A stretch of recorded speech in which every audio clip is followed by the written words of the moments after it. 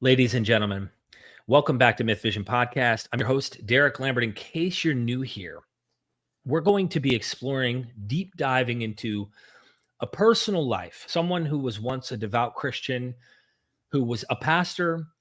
We know they were sincere by the simple fact and observation that they went so far into educating themselves on the Word of God and trying to be His vessel, someone that God could work through to help save souls and bring people into the body of Christ. We're going to be going deep into someone's personal reflections on how they went from where they were as believing to where they are now, into questioning and using what I would say critical faculties and doubting the very thing they once held sacred. And without wasting any more time, let's just introduce our guest. I hope you'll subscribe. I saw he had 13.7K subscribers on YouTube. Let's see if we can't put this past 14 today. I mean, while we're on the stream, it will be a miracle if we can see 14,000 subscribers today. And with that being said, Justin from Deconstruction Zone, welcome to MythVision, my friend. Thank you so much for having me, Derek. It's an honor to be here. Thank you. Thank you. I must give a quick shout out to my boy, Mr. Morpheus in the chat. If you see him, don't get too close. He bites, but he is the one who introduced me to you. And I would not have come across your YouTube channel if it weren't for him saying, man, check this guy out. Look at how he handles call-ins and stuff. And you were really quick and witty. And I was like, hold on, let's see. You started dropping knowledge on the Bible. And I was like, okay, he's not just this guy who's edgy, who's just saying, prove to me your God exists or prove to me that that happened kind of stuff, but more like, okay, let's open our Bibles together. Let's break down the Hebrew word. And I'm like, oh, hold on. Okay, this guy knows this thing or two about the Bible. So I want to go on a journey with you. Are you okay with us taking this path from faith to reason? Absolutely, yeah. All right, all right. So can you tell us a little bit about your background? Like, were you born into a religious household? Were your parents devout? How did you kind of leading up to how you got so involved in the faith? And we'll start picking those things apart. If I jump in, it's not to interrupt. It's to like clarify or even to give more clarification from my own perspective. Absolutely. Well, I mean, you already know TikTok is kind of a mosh pit, so I'm pretty used to getting interrupted while I'm talking. But that being said, I didn't have a very like super religious upbringing. So I was really lucky in that my parents allowed me to explore things and learn things and make decisions for myself. I did have a Catholic education growing up. I went to 12 years of Catholic school. So I feel like I had some foundation in my learning even before I became a Christian. But I kind of became a Christian in my teenage years, like a lot of people do. And my route into Christianity started with my best friend growing up. His family were really into these charismatic churches, you know, the Assemblies of God and the you know, various branches that are similar.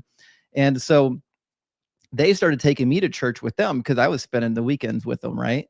And because I had, you know, all these years of Catholic upbringing, and I kind of already believed that the Bible was true. And I already, like, if you would have asked me, like, do you believe in this God? I would have said, well, yeah, of course. Like, I mean, have you read the Bible? Right. So now that I'm going to these like evangelical churches, and these are people that are very serious, you know, Catholics kind of get a bad name because they're like nominal Christians. Like some people might call them just like Christian by practice, by habit, but not really by heart. But so I'm going to these churches with people that I haven't been to yet. These are like sold out people for Christ, right? How old are you again? I'm 40. No, when this happened, yeah, when this happened, I started going to church with them probably when I was about 14. Okay, so you're a teenager. So I was a teenager. By the time I was about 16, the summer I turned 16, I had started to take it very seriously because I was listening to the preaching. I'm realizing, oh, it's not just good enough to believe. Like because I already believed, right? I grew up in an atmosphere where almost everybody believed. So that's when I said, listen, I have to commit my life to this God. He wants everything. And I was like, well, he can have it. He can have all of it. If this God is real, then it's the most serious thing you could ever think of. Like this is the thing. And so I know exactly. I agree. That's why I was so upset with my family, often trying to get them to get it. Yeah. When are you going to become a nutter like me? When are you going to be obsessed about Jesus like I am? A holy roller, a Bible thumper. When is it going to happen? Which is why later when I got into Calvinism, and I don't know if you have any of that, it'll be cool to get into, is like, then it made sense to me, like, well, it's not even their own will. It's his that causes that. Anyway. 2 Corinthians 4:4, the God of this world has blinded them to the gospel. What else could they do? Exactly. Sorry, I interrupted. So you're like on fire for Jesus now. Oh yeah, man. So listen, I caught fire for Jesus, and I was attending 3 churches a night, 3 different churches a night, because growing up Catholic, I already had a little bit of variance in my teaching, and I was thinking, like, listen, I don't think it's a good idea to just listen to what one denomination is saying. I want to know what everybody's saying. So I'm going to like 3 different Bible studies, 3 different youth groups, and I'm just soaking everything in, and I'm having the time of my life. You know what I mean? It was, for me, I loved every minute of it, because I thought this is the thing that provides, meaning and structure to my life. And, so for me, I didn't, and shocks a lot of people, I didn't have a bad experience in Christianity. Right. I enjoyed my experience in Christianity.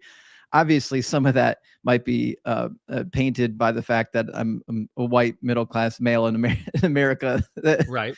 has a lot of privileges. But so for me, I was sold out for God. And by the time I was graduating high school, I talked to my father, and I was like, listen, I want to go into ministry, because I had already kind of got drug into ministry, because I was one of the peers in my peer group that took things so seriously. I'm like dragging people to church. I'm dragging my family to church. Like all my friends, they're coming to church. I'm like, there are things you need to be here for, guys. You don't just listen to me.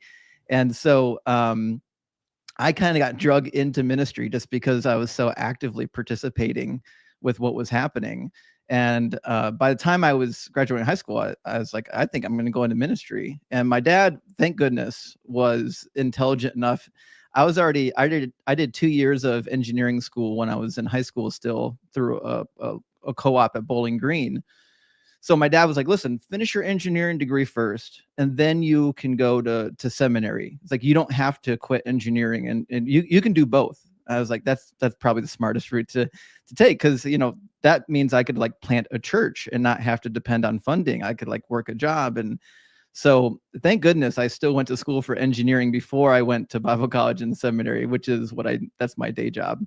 But Wow. It also gives me a foundation in the sciences that is a little bit helpful for determining what that's is rational. Probably going to play I was going to say, like, that's going to eventually, I imagine, play a significant role on what down the road, I imagine, how the tools are used in your mind and your observation of reality and the world around us to kind of making you budge into certain directions. So, okay, you're a Jesus freak. You're devout, sold out for Christ, and your family, you probably are the oddball, kind of like, in a way you're the oddball, but you're also like, your family probably looks at you, I'm just guessing, here I am doing my cold reading, that you're kind of the foundation cornerstone of the family as the Christ follower that everyone looked to and said, that's the man of faith right there. That is the man who's like, we know he is the one of the family that's keeping us together, that we pray together, we stay together, that he's like all about Jesus.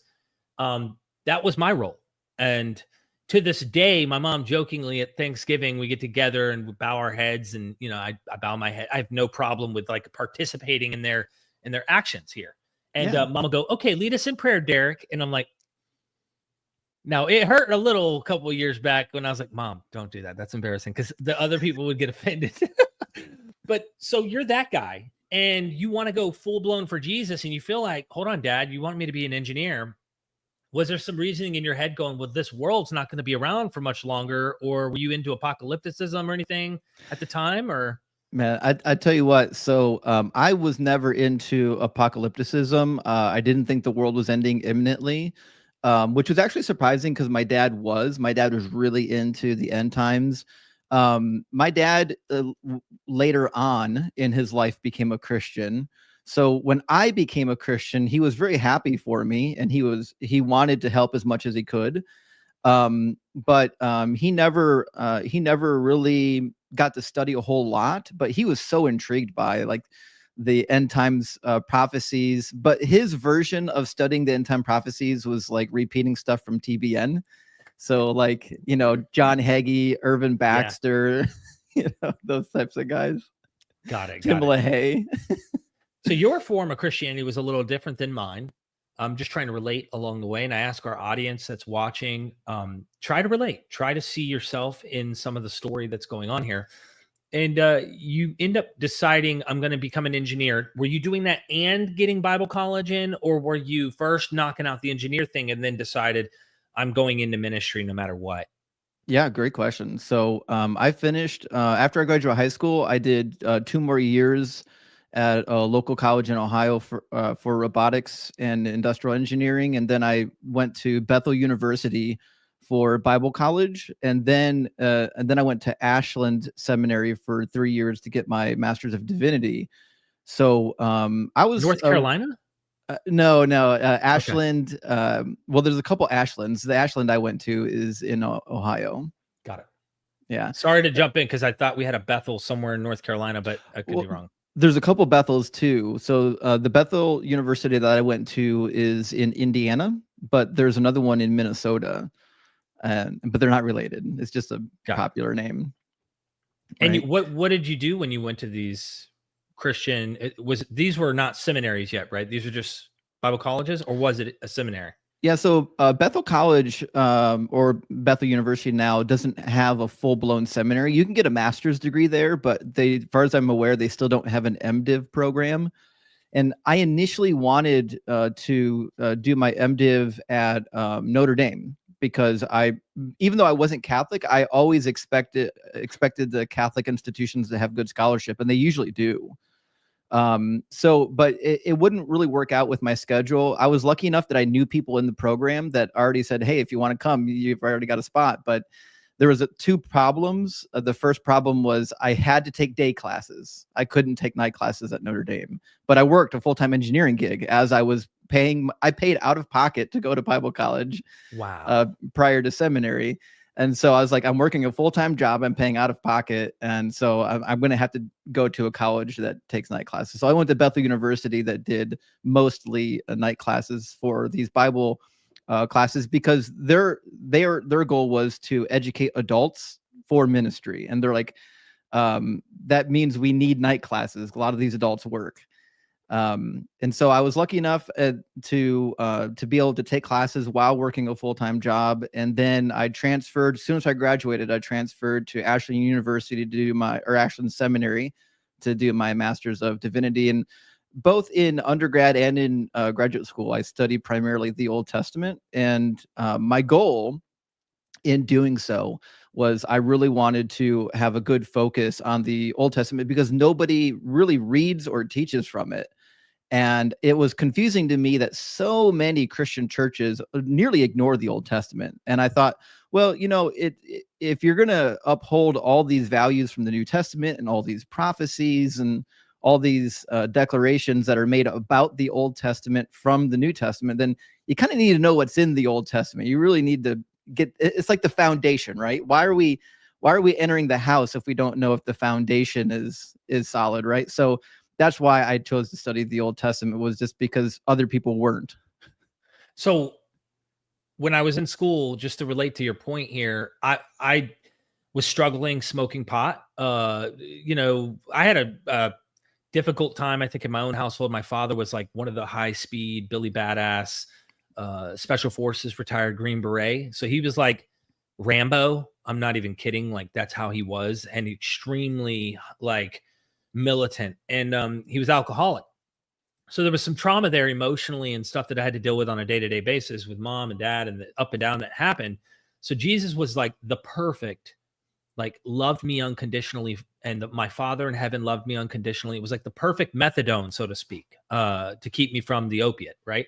And I had struggled with addiction too, but not to get my story there too much. To make my point, when I read the Old Testament as just a young teenage kid who got his girlfriend pregnant, that I ended up marrying, and here we are today. I'm fortunate to have such an amazing partner and queen. Yeah, big We're W still on together. that. Yeah, man, we're going on 18, 19 years. Like we've how she put up with me that long? Holy shit, man. Anyway, like I'm sitting there reading the Old Testament, and when I got to the New Testament, I don't know if it's because of church, because I've been constantly hearing the stories. Yes, there's some really deep emotional lessons and stories about Jesus, but nothing read like the Old Testament. The Old Right. Testament had so many amazing, cool stories to me that I was like, yeah, this is more fun to read. That was just like a subjective, my experience was like, this is so cool. And there's some cool stuff that I just don't get when I read the New Testament. It just didn't Right. feel the same. And so now you're in seminary, you're focused on the Old Testament. I imagine we're going to start getting into some weeds here, but you were Jesus freak, I imagine, almost naively just consuming and believing whatever. The way I want to paint this is like, did any doubts early on about other versions of Christianity or other Christians you looked up to, authority figures, people who are knowledgeable, who had differences of opinion, ever make you go, hold on, why do they think that? Or like, did that play any role to you psychologically as a Christian? Yeah, actually. So I started engaging in the scholarship when I was still like only 1 year, maybe 2 years out of high school. Only because, I already had engineering school basically finished, and I knew I was going to go to Bible college. So I started trying to read books from actual biblical scholars and look at commentaries and things like that. And I ran across a couple people that were, because I was like you were, I was engaging at that age already in apologetics and trying to provide a firm foundation for the reason that I believe, so that I can do what the New Testament says, is always have a testimony on my lips. So I was already, because I was engaging in apologetics, I was already also engaging in some of the apologetic scholarships on both sides. And the one thing that was like a wake up call for me, it was the summer I turned 22-ish, was I had already read a book by Bart Ehrman, Misquoting Jesus, that pointed out a pretty good contradiction between Mark 2:26 when it talks about Abiathar, the high priest. And then, of course, later on, Matthew scrubs that. Matthew's like, oops, sorry, Mark, we got to fix that because it just wasn't true. If you go to 2 Samuel, that's not the right priest. It was Ahimelech. And there's various excuses for why Mark didn't actually make a mistake, but none of them are really good excuses. And that got me thinking, if there is a solution for this, I should find out what it is, and I should address the other contradictions too, because there's a lot of alleged contradictions. Yeah. And so I went that whole summer, you go online, and there's like the list of 200 Bible contradictions. And I went through like all 200 Bible contradictions that summer. And I was like, how many of these can I debunk, right? But in my process of doing so, I discovered that there actually were issues. There actually were contradictions. And there were some contradictions also that were just a result of scribal errors or manuscript corruptions. And this got me down a long road, which started my deconstruction journey, which is like, okay, how trustworthy are the manuscripts really? Because what I would expect, for example, if there's a manuscript that fixes, the issue of, for example, like the death of Josiah happening in two different places, we don't have that manuscript, which means we are lacking a vital manuscript for us to say that the Bible is inerrant. So this doctrine of inerrancy now is on my mind, because I'm thinking, how can we say that the Bible is inerrant when we know for a fact that, one, we don't have preserved manuscripts, and two, the manuscripts that we do have problems, they have errors. Right. And there are words that aren't even real words, like Psalm 22:16, when it talks about being pierced. that the word devout does not show up in the text in Hebrew. That's the word to be pierced. The word that we actually have in the text is not the word for piercing. And every translation of that text is amending that word to another word that they think was the original word intended by the author, because the word that's actually in the text isn't a real Hebrew word. Right. There's okay. So inerrancy. You're a Christian. I'm following your story. You're a Christian. You came across Bart Ehrman. Are you in seminary or in Bible college at this point? Can you remember chronologically where you're at? Yeah, actually. So I started reading Bart Ehrman, I would say just a couple months before I started Bible college, because I was really intrigued by the atheist take on the manuscripts and inerrancy and different things like that. And I thought, well, if I'm going to be in apologetics, I'm going to be in ministry. Like, these are people that are in the arena that need addressed. I have to know what they're saying. And it turns out what they're saying is actually really good. They're saying things that are true and pretty hard to refute. How did you, man, this is like trying to read your mind or have you remember exactly what you were thinking at the time. But like, how did you accept what they're saying without like fighting it? Because like for me, I was listening to William Lane Craig, Ravi Zacharias, these apologist types. I mean, there's others too. The mathematician, John Lennox. I met him in person. I met Frank Turek in person at conferences. I've gone to these apologetic conferences back in the day. I was going to Bible college like you. I didn't go to seminary. This was one of those colleges too that had night classes for mom and pops that were working jobs and wanted to get into the ministry. I was part of that. They even changed their name to sound more sophisticated. It was Carolina Bible College, and they changed it to Carolina College of Biblical Studies. Oh, snap. Anyway, that is sophisticated. But like, I wrestled with this stuff. Sorry. Go ahead. Go ahead. Also, if you know anything about titles in theology, the longer the title, the more sophisticated it is. If you've ever seen like a paper submitted to the SBL, it's like 3 lines just to get the title out. You gotta be smart, man. But when I'd hear Bart, or better yet, I didn't even really listen to Bart back in those days. I only saw the debates with Richard Dawkins, like these typical kind of the new atheist group crowd that go out and critique and argue with these Christians. And they weren't making biblical arguments. You could tell they didn't know Bible like I knew Bible, okay, which gave me the upper hand in my defense of why I thought my faith was more intact. That these guys really aren't reading the Bible. They don't know the Bible. Which is why I think that MythVision is a very big threat for a lot of fundamentalists, because we're not only knowing the Bible, we're dissecting it. We're going as far and as deep as your most sacred leaders in your own religious material, except we don't have to make excuses when we see something. Right. So how did you hurdle this or come to accept that and yet hold on to your faith? I don't understand how you did that. I was the fundamentalist who had to somehow block out this stuff and could not accept the data at first, at least.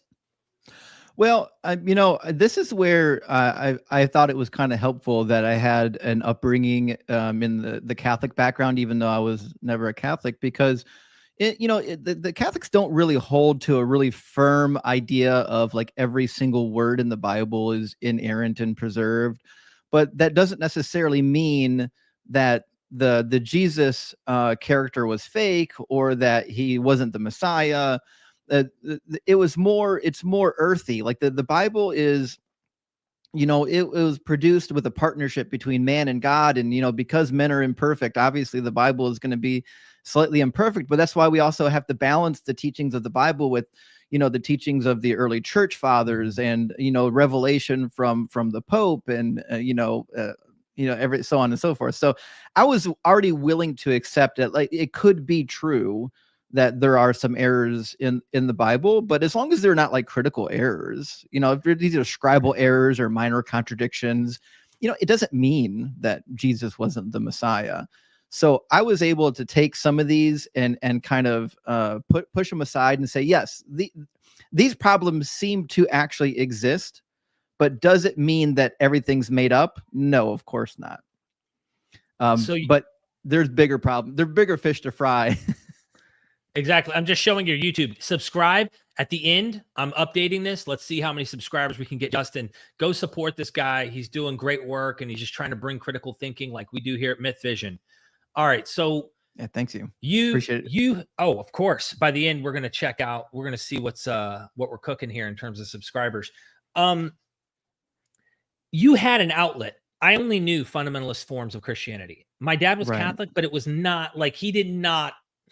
I think he went to church twice in all my life, and it was for weddings. That's the kind of Catholic. And maybe we did go to mass when we visited Cooperstown, New York, where my grandparents are from. My dad's from New York, and we went to mass a couple times and watched this strange guy dressed in a white robe do some weird movement and then throw a cookie in someone's mouth. Like I literally, as a Christian kid, was like, "What is this?" That was an odd form of Christianity for me. I was like, "Where's our Bible? Where's the music? Hallelujah!" You know, we're from the South. But you're able to negotiate that and keep your faith. So technically, you had a sophisticated form of faith where you were like, "Hey, okay, I gotta accept the facts. It's not perfect, at least not in the form we have it." And then were you like reconciling, saying, well, we don't have the original, but in the original these were authorized inerrant autographs, we just somehow along the way made a few mistakes and lost some of this? How did you think through this? Yeah, so and that was definitely a view that I held on for a little while, and even conservatives will say this. Like, so people don't realize, like, uber conservatives like John MacArthur, even John MacArthur would say, yeah, the Bible's not inerrant in what we have. It's inerrant in the original autographs. But I didn't find that to be a compelling argument after a while, because you're making a claim about something we don't have and can't inspect. And so to me, I understand, like, I accepted that for a while, but eventually I had to get rid of that, because I was like, that's not a sound thing. It's not sound to make claims about things that don't exist. This is all there is to it. So you were willing to let go of inerrancy technically, but that didn't mean it wasn't inspired and it wasn't true. What happened then, Justin? I mean, aren't you still a devout believer? What's going on, man? You're still on fire for Jesus, aren't you? I was still on fire for Jesus. You know, I was able to rationalize, okay, some of these contradictions, they do exist. You know, God does change his mind. There is forgiveness without the shedding of blood, according to Leviticus chapter 5. Christians can eat meat sacrificed to idols, even though the Holy Spirit said they couldn't. Like I was able to rationalize some of these things. To like, listen, the tradition we have has got some problems. But I'll tell you what really started down this idea of there are bigger issues than just we've got a couple contradictions in the text. Mm-hmm. And one of the big issues started out with some of the historicity and some of like the scientific claims that are made in the Bible. And a lot of these like really can't be justified. And so one of the ones early on that I ran into in Bible college was trying to date the Exodus, because like, there's always scholars are debating, was it the early date or the late date for the Exodus? And here's the reasons why the late date has to be true, and here's the reason why the early date has to be true. But if you just take the Bible for what it says in 1 Kings chapter 6, it says that the Exodus happened 480 years prior to Solomon starting the building of the temple, which was in 970. And that is a historical fact that can be proven out in a dozen different ways. We know roughly when Solomon lived according to the Bible and according to extra biblical texts. So that being the case, if we take 1 Kings at its word, that the Exodus has to be in the middle of the 1400s, around 1450. And that does produce some problems, because it's quite clear in Exodus chapter 1 and also in Genesis that they were building the storehouses of Ramses. And Ramses must have existed because they were visiting cities that were named after Ramses. So we have this idea that Ramses either was the pharaoh or was already a pharaoh at the time of the Exodus, but that can't be true, because Ramses was a pharaoh between about 1279 to 1225, so about 200 years off. So we've got these weird anachronisms in the text, and some of them are pretty major. Like, you know, Genesis chapter 14 talks about how Abraham, when he was fighting, on behalf of his nephew Lot and others and whatnot, he drove them as far away as, as Dan. Well, what Dan already is referring to the northernmost territory. Right. So not only does it have to have been written at the time that Dan was already a tribal allotment, which was later, right? Way later, but it also had to have been written at a time that Dan had already moved, because remember, it used to be south right next to the Philistine territory, then it migrated north. Right. So it had to have been written way after the period of the Judges even. So it's like we've got all these anachronisms in the text that don't make any sense. Moses obviously didn't narrate his own death. We've got rivers before rainfall even existed, even though those 4 rivers listed are quite literally dependent on rainfall.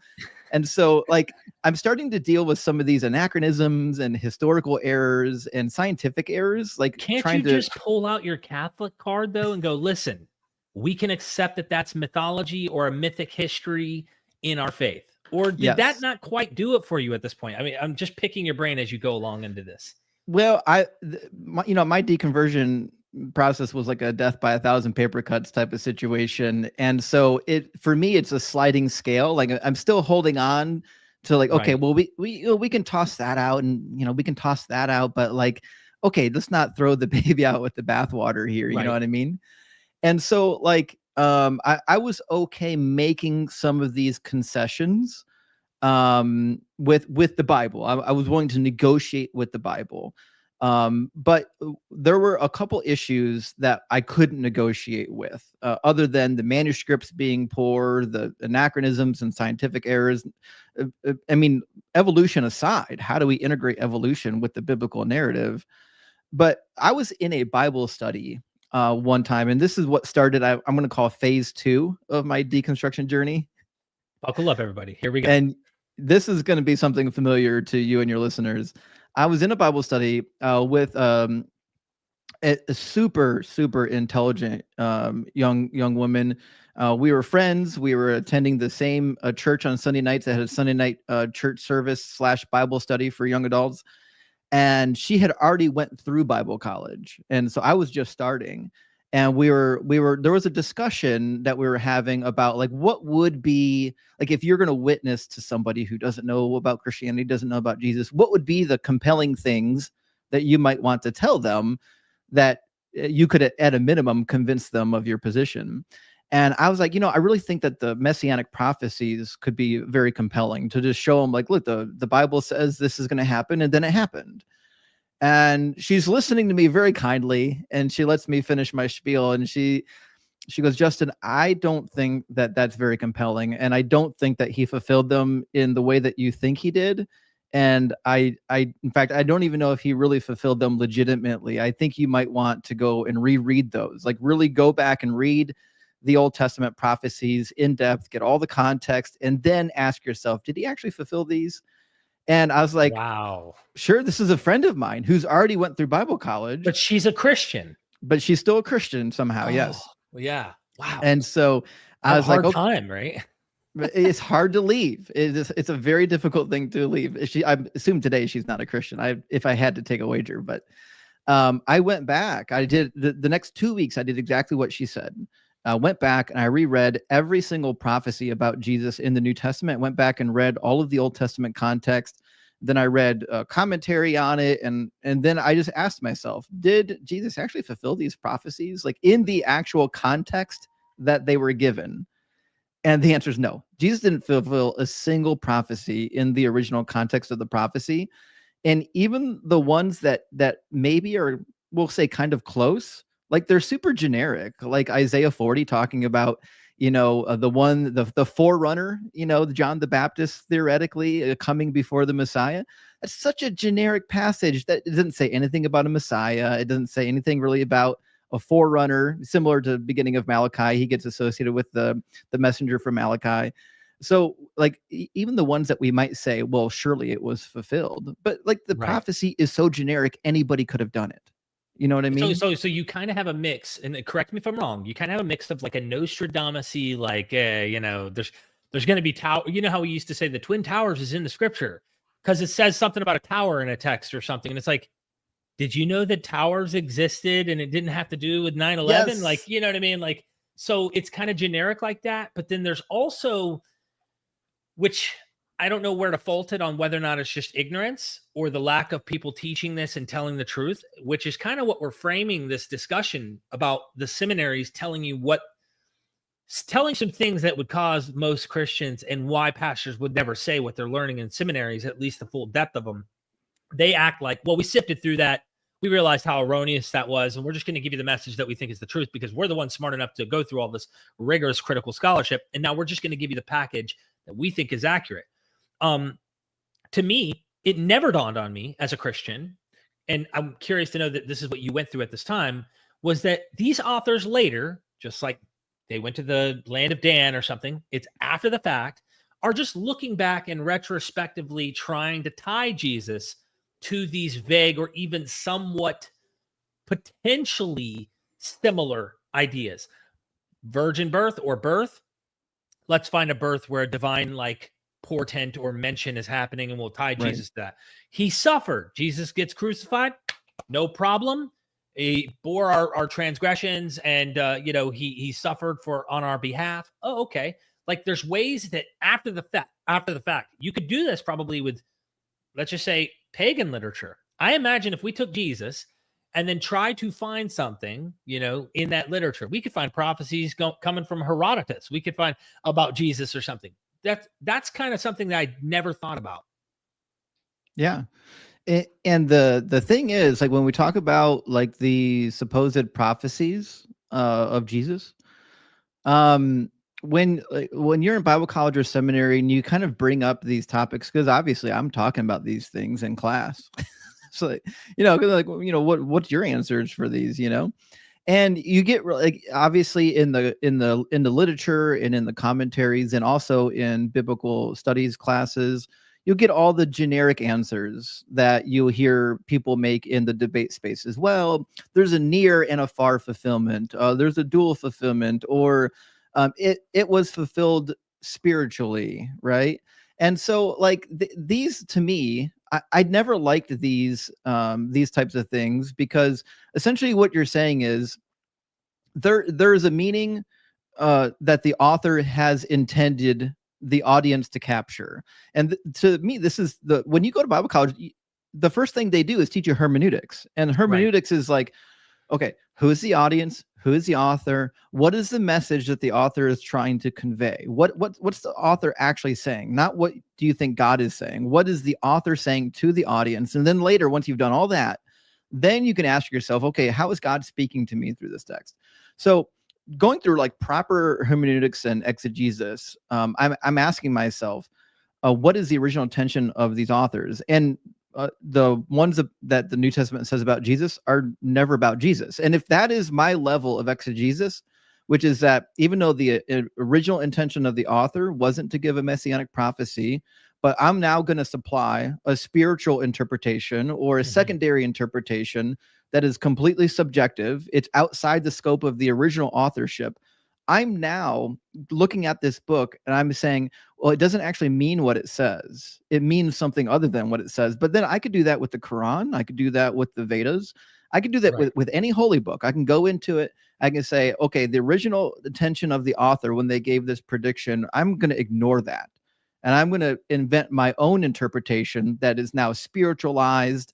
And he was a king, but he was a spiritual king. It said he was going to be a king here, but it really meant he's going to be a king in a faraway kingdom that no one can test. Exactly. I could do that with any book, just like you said. So now we've basically, once we get into that like world of make believe, where we're allowed to just look at the text and say, well, it means what I want it to mean, rather than what the author is really saying. That is where, for me, when I got to that point and realized that is what is happening with all these prophecies, I stopped really being a Christian. And I said, Jesus cannot be the Messiah if he didn't fulfill any messianic prophecies. It is impossible for him to be the Messiah if the only thing he ever did was fulfill a spiritual interpretation of these prophecies that was never intended by the original author of the prophecies. Not only that, it contradicts the prophecies. When you look at these spiritual interpretations, it's not just that they're providing additional interpretations of these passages, but they're intentionally ignoring and contradicting the other passages that clearly are messianic. Give us a few examples if you have some. Yeah, absolutely. One of my favorites, I love Isaiah, Jeremiah, and Ezekiel in terms of messianic prophecies, because all of them are really dealing heavily with the post-exile era and how Israel is going to be completely restored, and we're going to have this Messiah on the throne, and finally the promises of God are going to come true. We have a delightful prophecy in Jeremiah 33, referring to already after the new covenant. Jeremiah 31, everyone knows this. Says, the days are surely coming, says the Lord, when I will fulfill the promise that I made to the house of Israel and to the house of Judah. Well, we know what that promise is. He's given it a dozen times already. The promise is to restore them.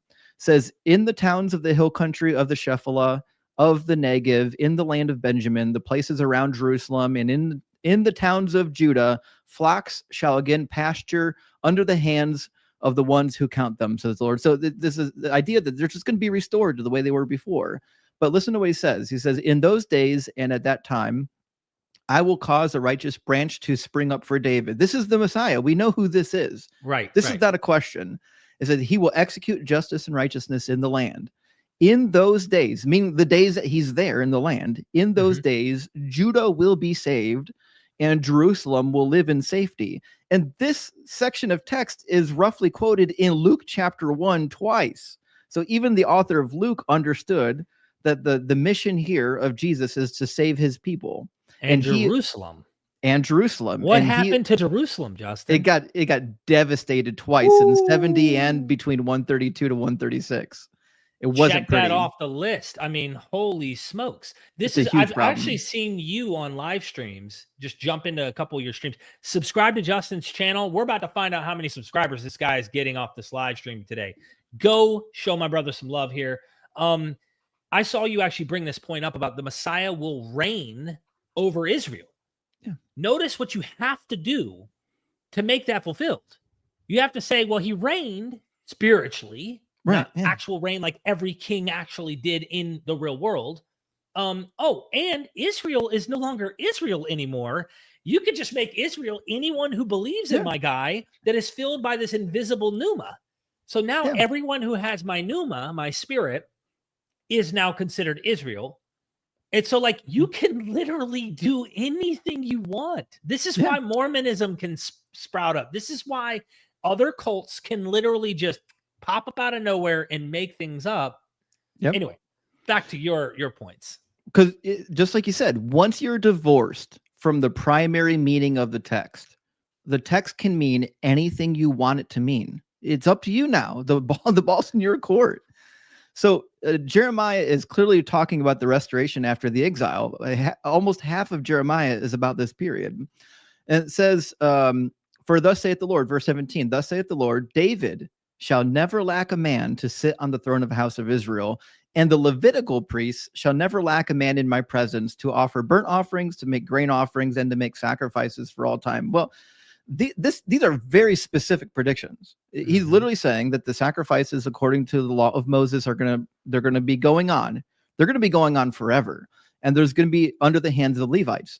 And this is also repeated in Isaiah chapter 66, which people don't read all of Isaiah. They stop at 53.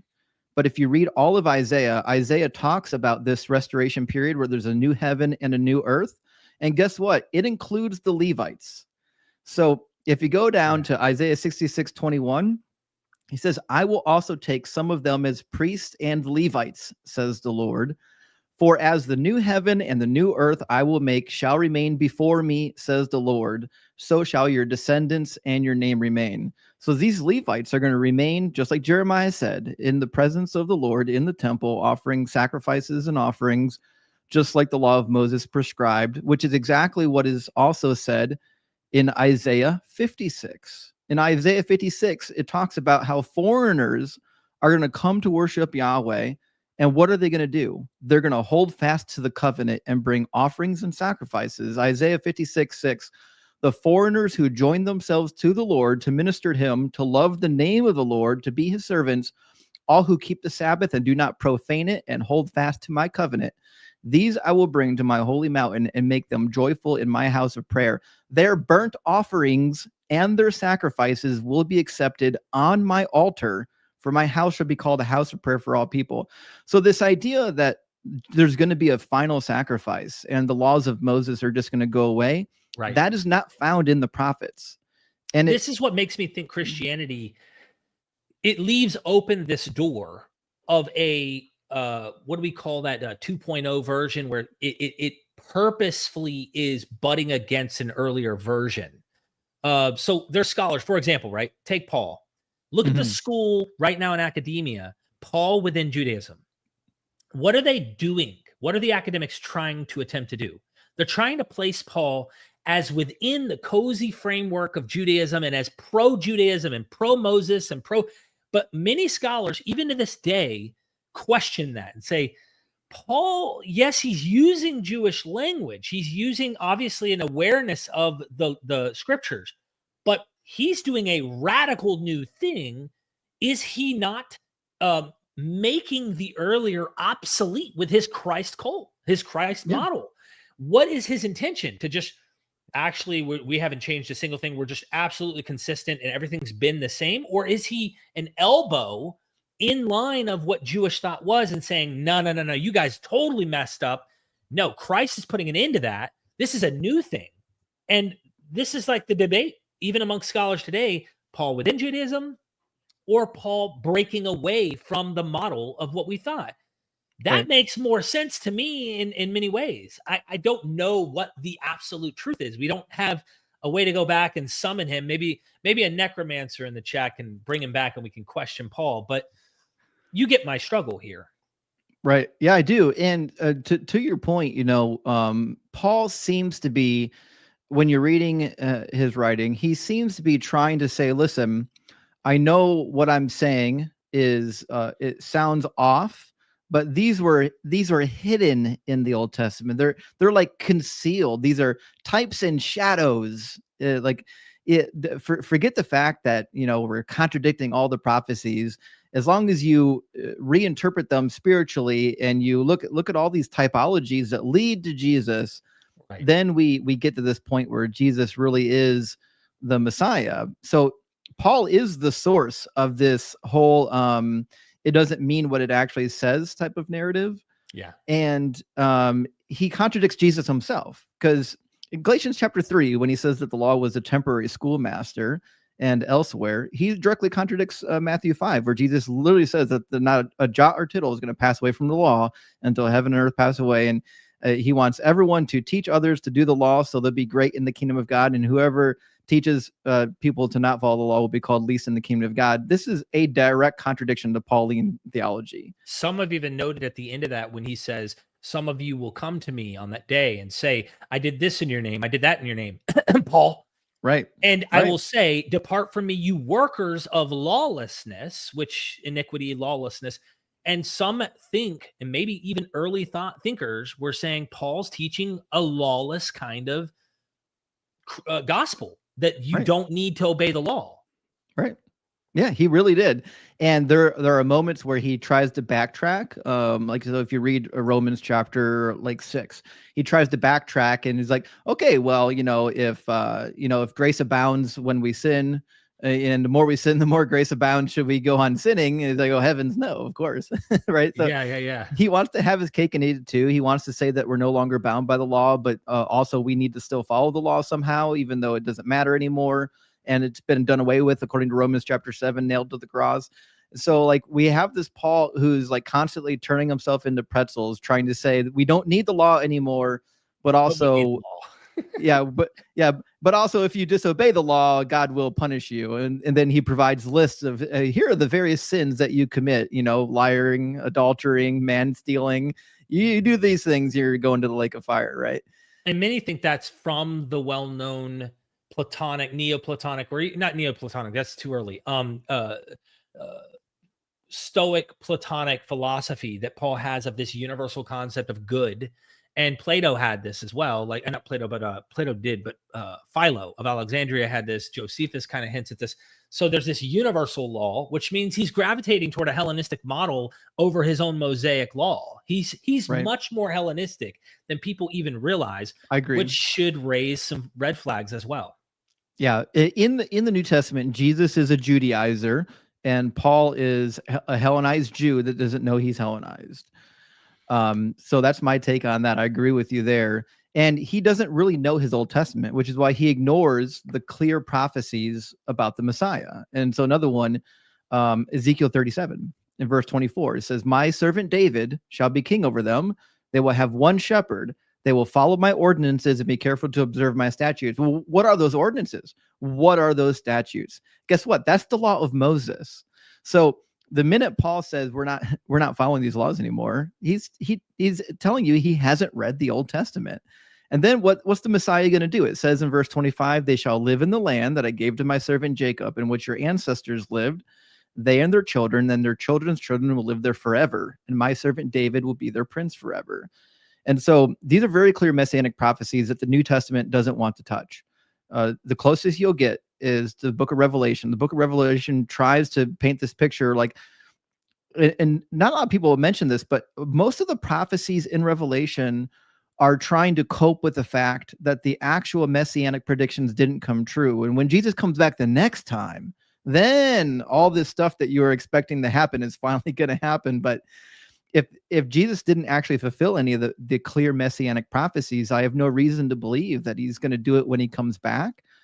That's a good point. So just backing that up, what you just said, it was understood or expected that when the Messiah came, not he's going to come, nothing's going to happen. Then you got to wait for him to come again to do these things. That is to put an end to actual sin, to actually destroy evil, to Daniel make sure 9. That all your weapons are turned into agricultural tools, and there's Micah no 4, more Isaiah war. 2. Exactly. Yeah. Well, what the hell is going on planet Earth right now? And what this is like, this kind of takes me into this arena, which we need to get back to your story as we're doing this. Oh, yeah. I just want to make this point though. Sorry, there's such a good topic to talk about though. It is because there's a group of people that I got into, which was full preterism. And it's a very fringe version of eschatology and apocalyptic reasoning, where Christians are actually saying, if Jesus said it, it came true. We just don't understand how it happened. So you're not going to let him fail. You're going to say it happened, but these words don't mean what you think they mean. They all mean something spiritual. They all mean something else. And it always still sat wrong to me when I was still believing this, that, hold on, you're saying the final resurrection happened, but the temple, like that all spiritual, by the way, the resurrection, spiritual, the final rapture expectation where we're caught up in the air with Christ, the whole nine, it's all like either metaphor or spiritual. Yet you believe the torturing of Jews inside of 70 AD with the Romans slaughtering them in a real historical, real world sense is real and it happened. Why is it the resurrection has no real world event attached to it, but we can point to history and say, look at what happened, Bar Kokhba, 70 AD. Like it was just not balanced. So back to you, you're at college. You're looking at these messianic prophecies. This girl who's a Christian says, you might need to look into this. I don't know if this happened. Were you still going to seminary and paying your own way still to go there while falsifying the very thing you might have been going there for to begin with? Basically, I was lucky enough that when I went to Ashland Seminary, I was able to get into a full scholarship. So I just had to pay for room and board, thank goodness. But to me, even though by the time I was already through my first year of seminary, I was kind of already agnostic at that point, because a lot of these truths were hitting me and I wasn't willing to lie to myself. I'm not going to sit here and lie to myself and say that the text means something than what it actually says. And like such a good example of like mental gymnastics is Zechariah 9. Everyone is going to say, well, yeah, when Jesus rode that donkey into Jerusalem, he fulfilled Zechariah 9. And sure, if you don't read verse 10, then maybe he did, because it says, rejoice greatly, O daughter Zion, shout aloud, O daughter Jerusalem, see your king comes to you. Never mind the fact that he was never actually a king. He's a spiritual king. And it says, triumphant and victorious is he, humble and riding on a donkey, on a colt the foal of a donkey. And then they stop reading. But the very next verse says, he's going to cut off the chariot from Ephraim and the war horse from Jerusalem, and the battle bow will be cut off. Yada, yada. Like, he didn't do any of that. He didn't cut the battle bow off. Wow. So you ask yourself, well, what part of this did he actually fulfill? Oh, well, he rode the donkey. What shit? I rode a donkey. Am I the Messiah? That's crazy. Yeah, it's just cherry picking, of course, elements to tie to Jesus, doing a midrash, clearly. And yeah, it makes me think of the life of Brian. that classical movie. Yeah. Like, imagine if they had a scene where Jesus is going in on a donkey. They could have added this, right? And Jesus is there, like, oh, and then this like other guy, Judas or someone else, is on a donkey behind him, and they're like, oh, the Messiah. And like they could have jokingly got the wrong guy because he rode on a donkey into the Right. or really a better one would have been some random dude who's a nobody is like walking in and they're all praising him and like, what's going on? Why are they doing this? Then all of a sudden they're like, then Jesus comes on and oh no, there's the Messiah. I love that. That's a classic movie. It's a great one. Okay, But, so yeah, continue. Well, I'm saying that, but that was the nature of almost all these prophecies. Is we ignore the context, we just strip it out of the context, we ignore the surrounding passages, and then we also don't compare the quotations. Like if you compare like the way they're quoted in the New Testament, half the time they're quoted wrong. Jesus himself in Luke chapter 4 misquotes what is in Isaiah 61, which is weird because we don't even have it in like the Greek manuscript. And this is something that you're very familiar with. The problems in the New Testament is that they're going back and forth, but almost 90% of the time they're quoting from the Greek Septuagint, which isn't a great translation of the Hebrew text.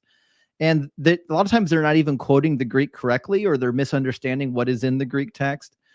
And a prime example of this, and this is such a famous passage, but Isaiah 7:14, when the word Parthenos shows up as a replacement for Ha'amal, the young woman.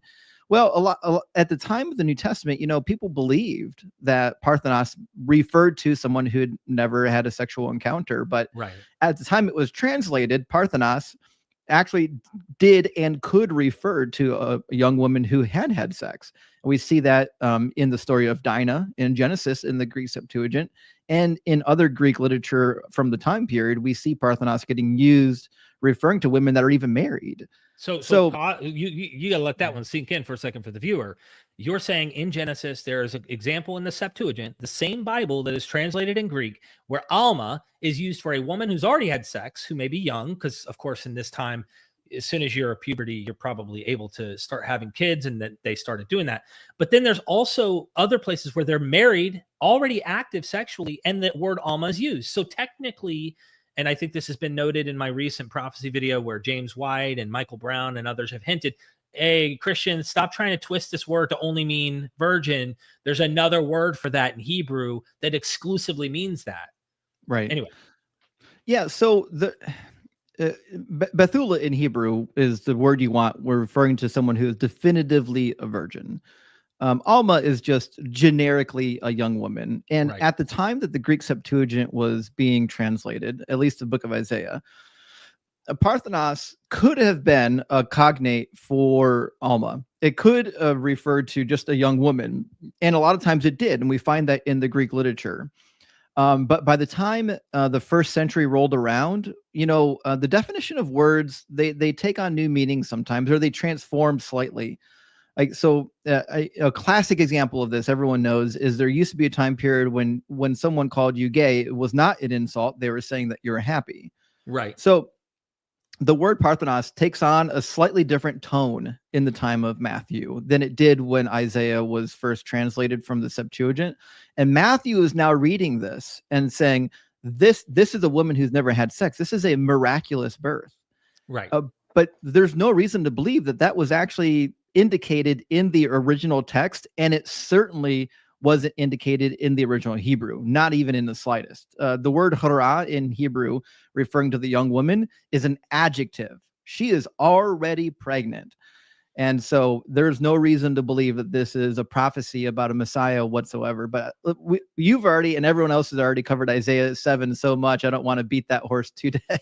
It's good. No, it's good though that what you're covering. I think that's important. And again, as you say, the growing ideas of thought include like the philosophy of the day, even during the time the Gospels are being written, there's like a growing sensitivity that when a divine birth, for those who don't know, this is why I love doing comparative mythology, and my Christian friends will get upset, but they don't get when I'm looking at categories or how to categorize a genre.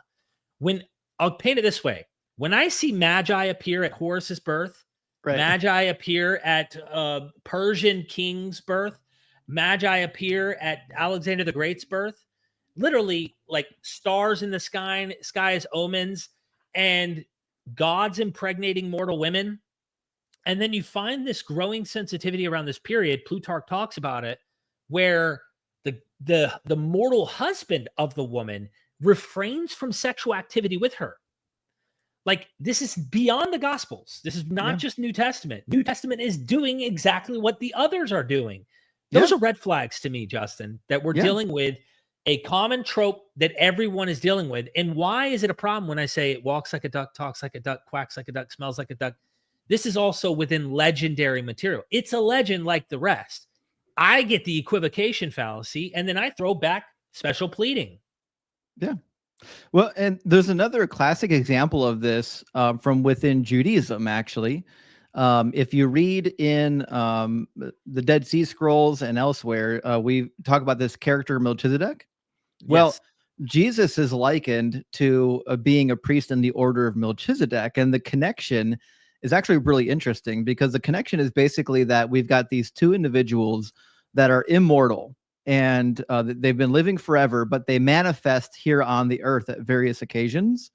And so Jesus is likened to be the manifestation of Melchizedek in the book of Hebrews, which is obviously just misquoting the Psalm 110, but let's not worry about that yet. Yeah, that's a whole...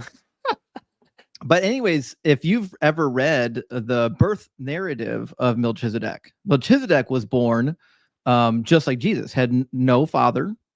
It was one of the siblings of Noah, was married to the mother of Melchizedek, and he was serving as a priest. And so during his time of serving as a priest, he's not copulating with his wife, and she becomes pregnant. And in fact, even in the story, the husband is concerned, because he's like, "Oh my gosh, did one of the watchers get her pregnant?" Because that could be the explanation for why she's pregnant here, but I didn't get her pregnant.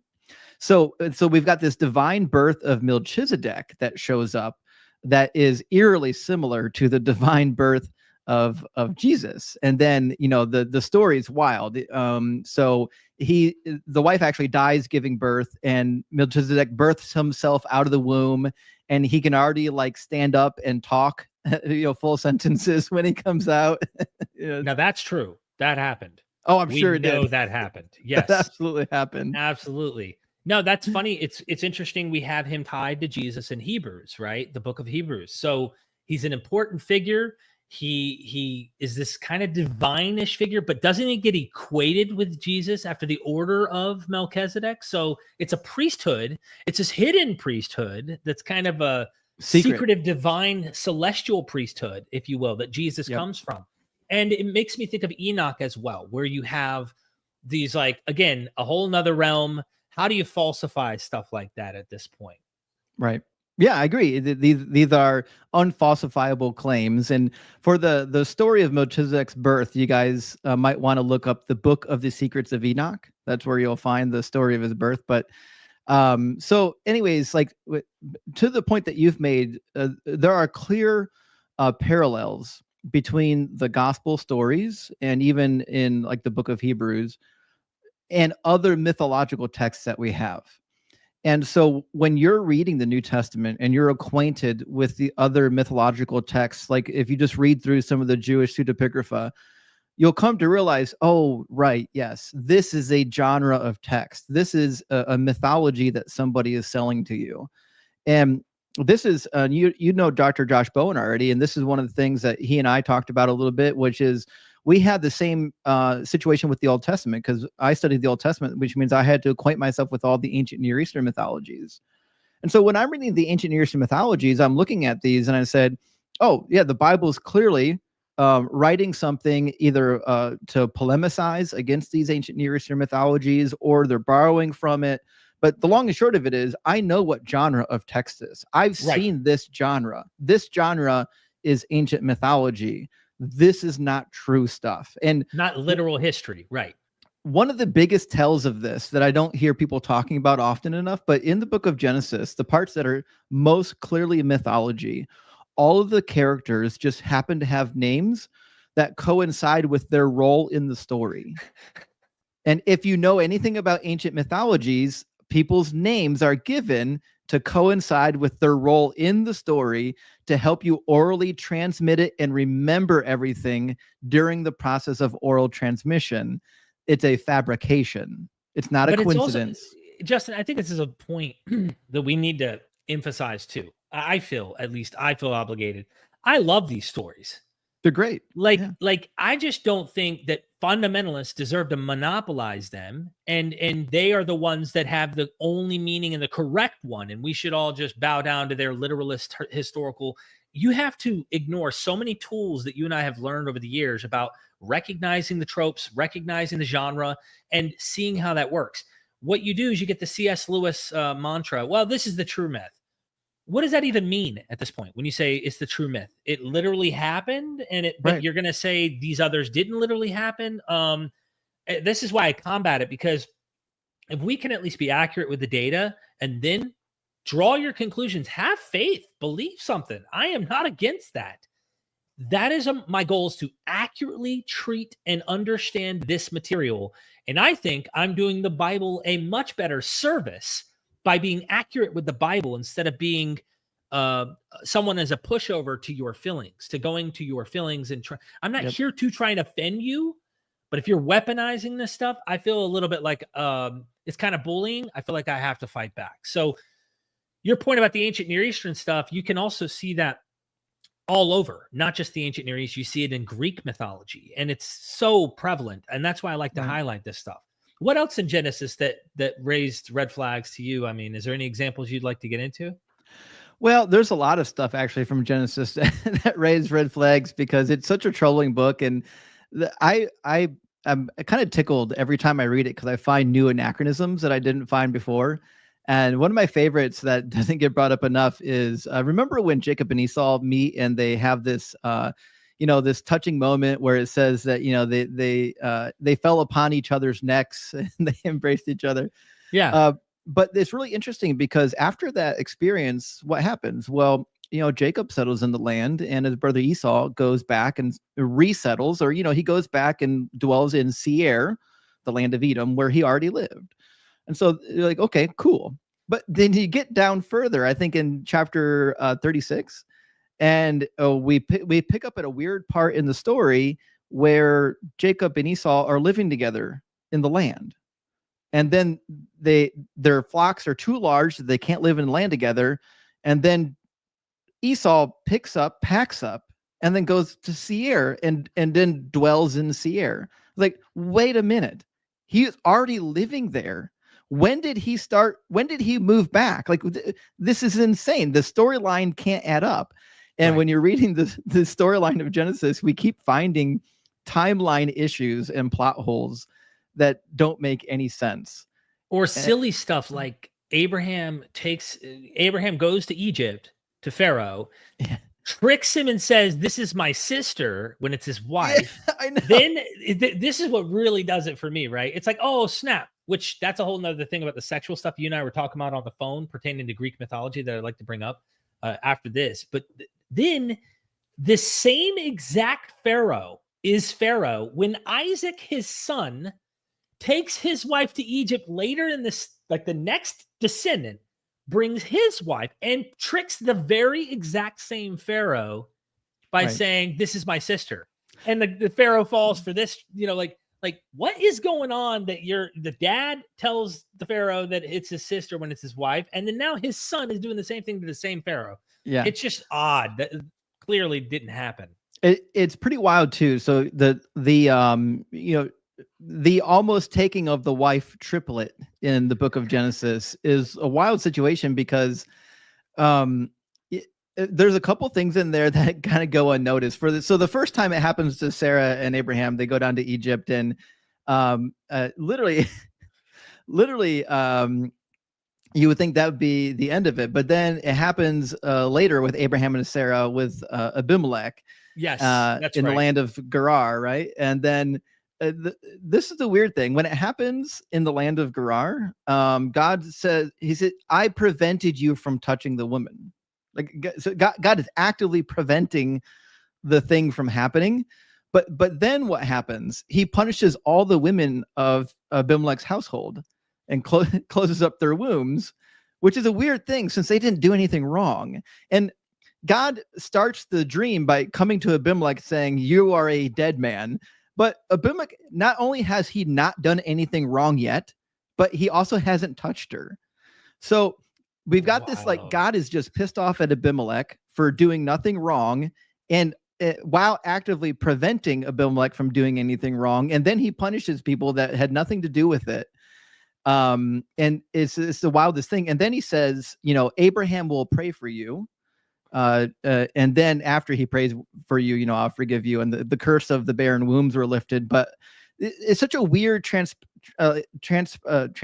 That's not a word. It's a weird transpiring of events because, like, well, listen, if God is only going to fix the closed wombs because Abraham prayed on your behalf, but you already know it's going to happen, I'm so confused why Abraham needs to pray for this thing to be fixed, the thing that you're already going to do. It seems so redundant. Everything here is redundant. And then the same damn thing happens to Isaac. Exactly. What are we doing?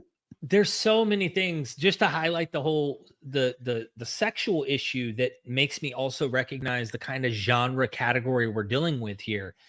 I've been recently reading a book, God and Mortals, by Sarah Iles Johnston, classicist, and she's fantastic. She does a new rendition of the myths, but pretty much being faithful to the original context, but making them more relevant to our modern language. And it's super fun to hear the ancient stories of Hermes as an infant going and stilling the cattle of Apollo, and just the interesting things that are described. But in almost every myth, there is some wild Game of Thrones incestual, crazy situation where either it's incestual or it's some violent, coercive sexual act that takes place, right?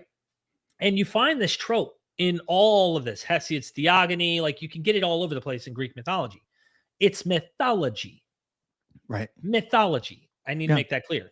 So when I was talking to Sarah Iles Johnston about Genesis, and she agrees with me, and many scholars, of course, I love to have the academics, I guess you'd say, if we were metaphorically putting a stamp, saying, Derek, you're on the right track of thinking here. This isn't crazy.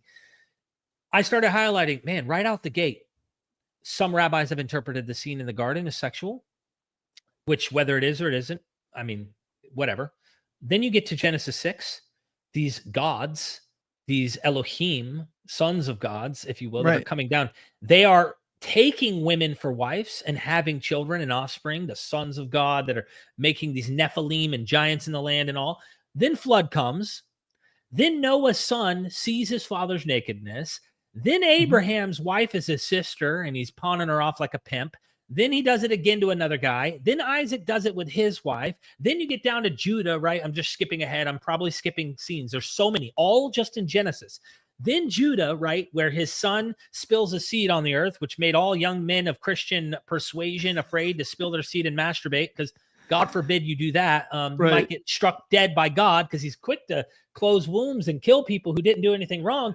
Well, if you spill your seed, Justin, you might end up being struck dead. But the horror of that story is not in the spilling of the seed. The horror of the story is that God doesn't care about the consent of that poor woman. Exactly. Because then the father, right, Judah, for those who don't know, unknowingly sleeps with his own daughter-in-law, but daughter, gets her pregnant, finds out she's pregnant, and is going to burn her alive, kill her. And he's the one who did it. So she whips out the signet and the staff and is like, hey, check this out. It's you, dude. Oh, she's more righteous than I am. Yeah, asshole. I know. Look at what you did.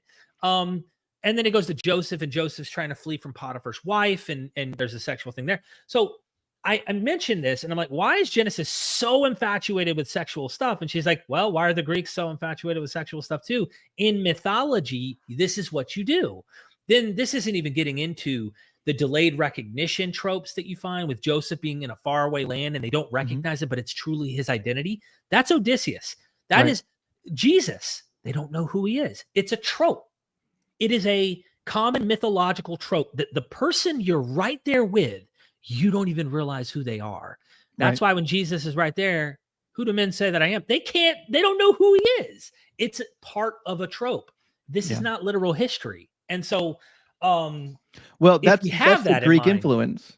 And you know all about the Greek influence. The Greek influence is always about the hidden gnosis, the It's that deeper meaning. You can't just listen. You can't just read a text and think that it means what it says. There is a hidden message from God, and you're really enlightened once you've figured out what that hidden message is.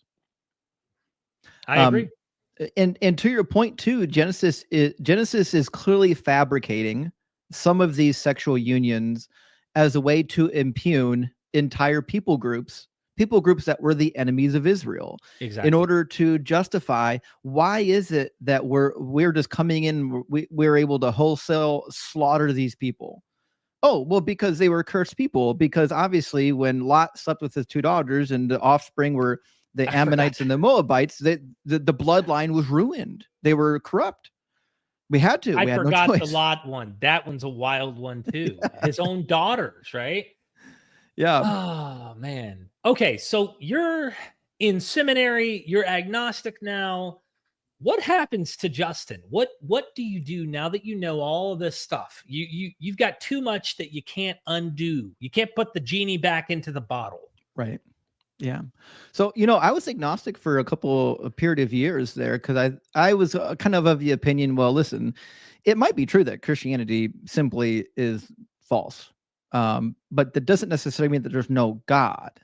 Right. And so and part of my thinking at this time period was like, I would like to explore the concept of God itself without worrying about what the Bible says. And so I did, and I started to dig deeper into the sciences, and I read a little bit of like the philosophy of God from the ancient philosophers.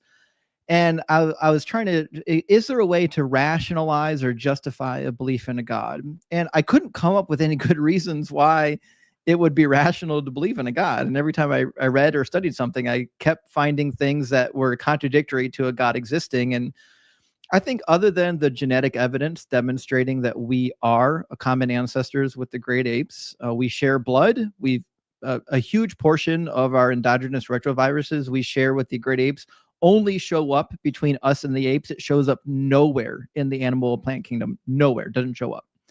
So like we have really good genetic evidence demonstrating that we came from a common ancestor with great apes, which means I have no reason to believe that mankind was created special. We are obviously just a product of evolution.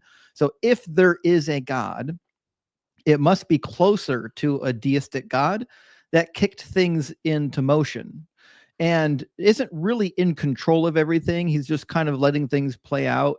And but if this is the only God that I can rationalize, that would make sense, because it can't be a God that created things intentionally, because like even the fine tuning argument, people use the fine tuning argument that there must be a God, but it's weird to me that you would say there's this God that loved people, or wanted a relationship with people. He fine-tuned the universe for life, but then he shit the bed when he made the earth. The earth executes 100,000 people a year through natural disasters randomly. That's no logical God would create the earth and just be like, yeah, and then randomly 100,000 people a year are going to get brutally executed just because. That's not consistent. So if you hold this belief of a God still, it can't be a God that is all loving or all good or really cares about us. And even if that God does exist, we have no reason to believe that he put a soul in us and that we're going to live on forever. That's just wishful thinking. So, and then like we have other problems. Like if we do have souls, where are they going when we die? They have to go somewhere. Where is the somewhere? Because our whole galaxy is going to be destroyed in a couple billion years when we collide with the Andromeda galaxy. So clearly our souls aren't going to be living here in this galaxy. They have to be living somewhere else mystical that nobody can see, nobody can touch, nobody can determine where it is. And so at some point, this idea of God and an afterlife, it just stops making sense. And you're like, right. Listen, what we're witnessing here is much more consistent with the idea of materialism, where what we have here is what there is. The reason why Earth is chaotic is because we're a product of chaos, and everything here will die in a fit of chaos. Everything we see around us will one day not exist. And all of this is in line with the scientific evidence, and I think just with rational thinking. So let me ask you this. with that now in your mind, and I reason and follow your footsteps here, because I think a lot of this is the thinking that went through my mind over the past 5 years. I started this channel as a theist. I remember, yeah. Yeah. And it was like a slow science. I started to think about, like, hold on, why do I believe this? And so now that you have this perception, looking back at why faith, why do people believe, why these stories, why religion, why do we want there to be a heaven and these kinds of things, do you now reevaluate them from an anthropological? So my hands aren't in it, right? I don't have a dog in the fight. Okay, dyslexic here, meaning a god in the fight. So I don't have a god in this fight. I'm not needing this to be a certain way. It just, I'm trying to be as factual and observe this and go, why do humans have this? Why do we think this way about the world around us? Do you do that? Do you ever look back and go, like, why does this exist at all? Why do they have these beliefs, and think of them from an evolutionary standpoint? Yeah, I really do. And so my understanding of things, because the way we think about God, the way we think about religion, is that it is in a different sphere. Like, we have the real world that we live in, and then there's like this spiritual world that's intangible, immaterial. You can't touch it, you can't see it. But the way religion started originally weren't like that. You know, the earliest religions, they didn't consider it to be a religion. They didn't consider it to be spiritual. These were what they would have called natural phenomenon. Mhm. The sun is an actual a deity that has, you know, a mind, will, and emotions. You know, Shamash in the ancient world, or the moon god Sin, or, you know, Tiamat, you know, the waters or the Yes. seas. So like these types of what we would call religion or mythology, when they first originated, to them, this was the way they thought the world actually worked. So gods Natural weren't, phenomena. yes, gods were not supernatural. Gods were literally part of nature. This was their explanation for how nature worked. And so it wasn't until later, like, so we used to believe that gods lived on mountaintops because we couldn't go up there. And then we went up on mountaintops and realized there were no gods there. We used to believe that gods lived in these deep wooded forests with all these towering cedar trees. But then we actually got the balls to go into those forests and start chopping down all of God's trees. And we realized there ain't no gods in here either. And then Gilgamesh, right? we're like, exactly, Gilgamesh's journey to the cedar forest, which, believe it or not, there's two. Humbaba. Yeah, Humbaba's great. Yeah. There's two editions of that story. The earliest edition actually places the forest not in Lebanon. It's actually in a different mountain range, which is wild. You can That's trace cool. the evolution of that story to where the epicenter of the people reading it lived. Wow. But the fact of the matter is, we used to believe that these gods were existing in real locations that were tangible. And then when we explored those places, we realized that God's not there. And then they were in the skies. Well, I can still see them. They're up there in the skies. They're in the firmament. You know, God sits on his throne above the firmament and he looks down on mankind, right? Right. But Again, projecting all of our emotions and our experience like a mirror onto this concept, this God, who Yeah. just ever grows more distant yes, over time in all the thoughts of man in terms of observation, though the experience, I think this kind of hints at Paul's the idea that is portrayed in Paul: we move, we breathe, we have our being in Acts 17. That, like, while it's this absolute essence, energy, being out there, it's really reflective of our own intuitive experiences.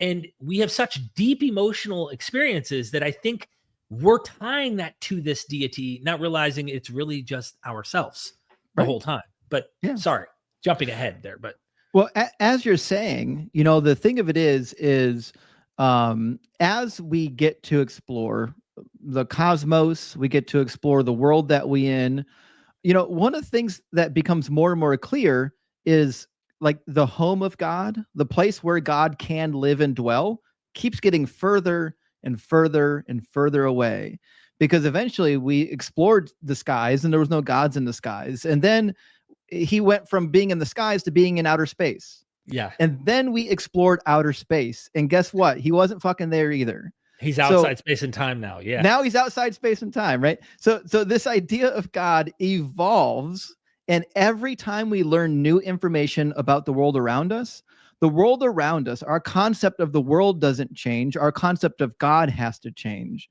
And so that's how you know that God is a man-made concept, because every time we learn something that is verified through science, we have to go back to the drawing board of God and say, no, actually, this needs to change for me to hold on to the God concept. But what is more likely, that there's an immaterial, spaceless, timeless, unembodied mind that is floating around somewhere that we just can't see, access, or test. And he loves us. He created all this for us, but he also won't answer our prayers. He wants all of us to be executed through horrible means, and that he's, he thinks that gay people should be stoned, or that if you don't bleed on your wedding night, you should be stoned on your father's doorstep, despite the fact that only 42% of women actually bleed the first time they have sex. Yeah. Do I believe that thing exists? No, that's not a rational thing to believe with all the information and facts that I have on hand. Wow. You brought the outside space-time deity down to people bleeding on their wedding night, to like the most absurd things that we today would look at and I'd hope go, yeah, why would God care about that little thing? Yeah. And there's so much more, right? Which is what made me start to think that the biblical deity is clearly the construct of these particular people at a particular time. And that goes for any and all deities. And I'm treating this equal across the board. You leave seminary. Do you graduate seminary? And what happens, man? Are you... That's wild. Yeah. So like by the time I graduated seminary, I am full blown agnostic and already starting the journey towards atheism. And it took maybe about 2 to 3 years to get to the point where I realized I was an atheist. But believe it or not, when I left seminary, I was still in ministry. I was still working a full-time. When I was in seminary, I started my own engineering company. So I was working part-time as a contract engineer, working for various corporations that I can't name here. And then I was also working part-time as a pastor. So when I left seminary, I took a full-time job in engineering, and I still spent like another year to maybe a year and a half at the church I was with.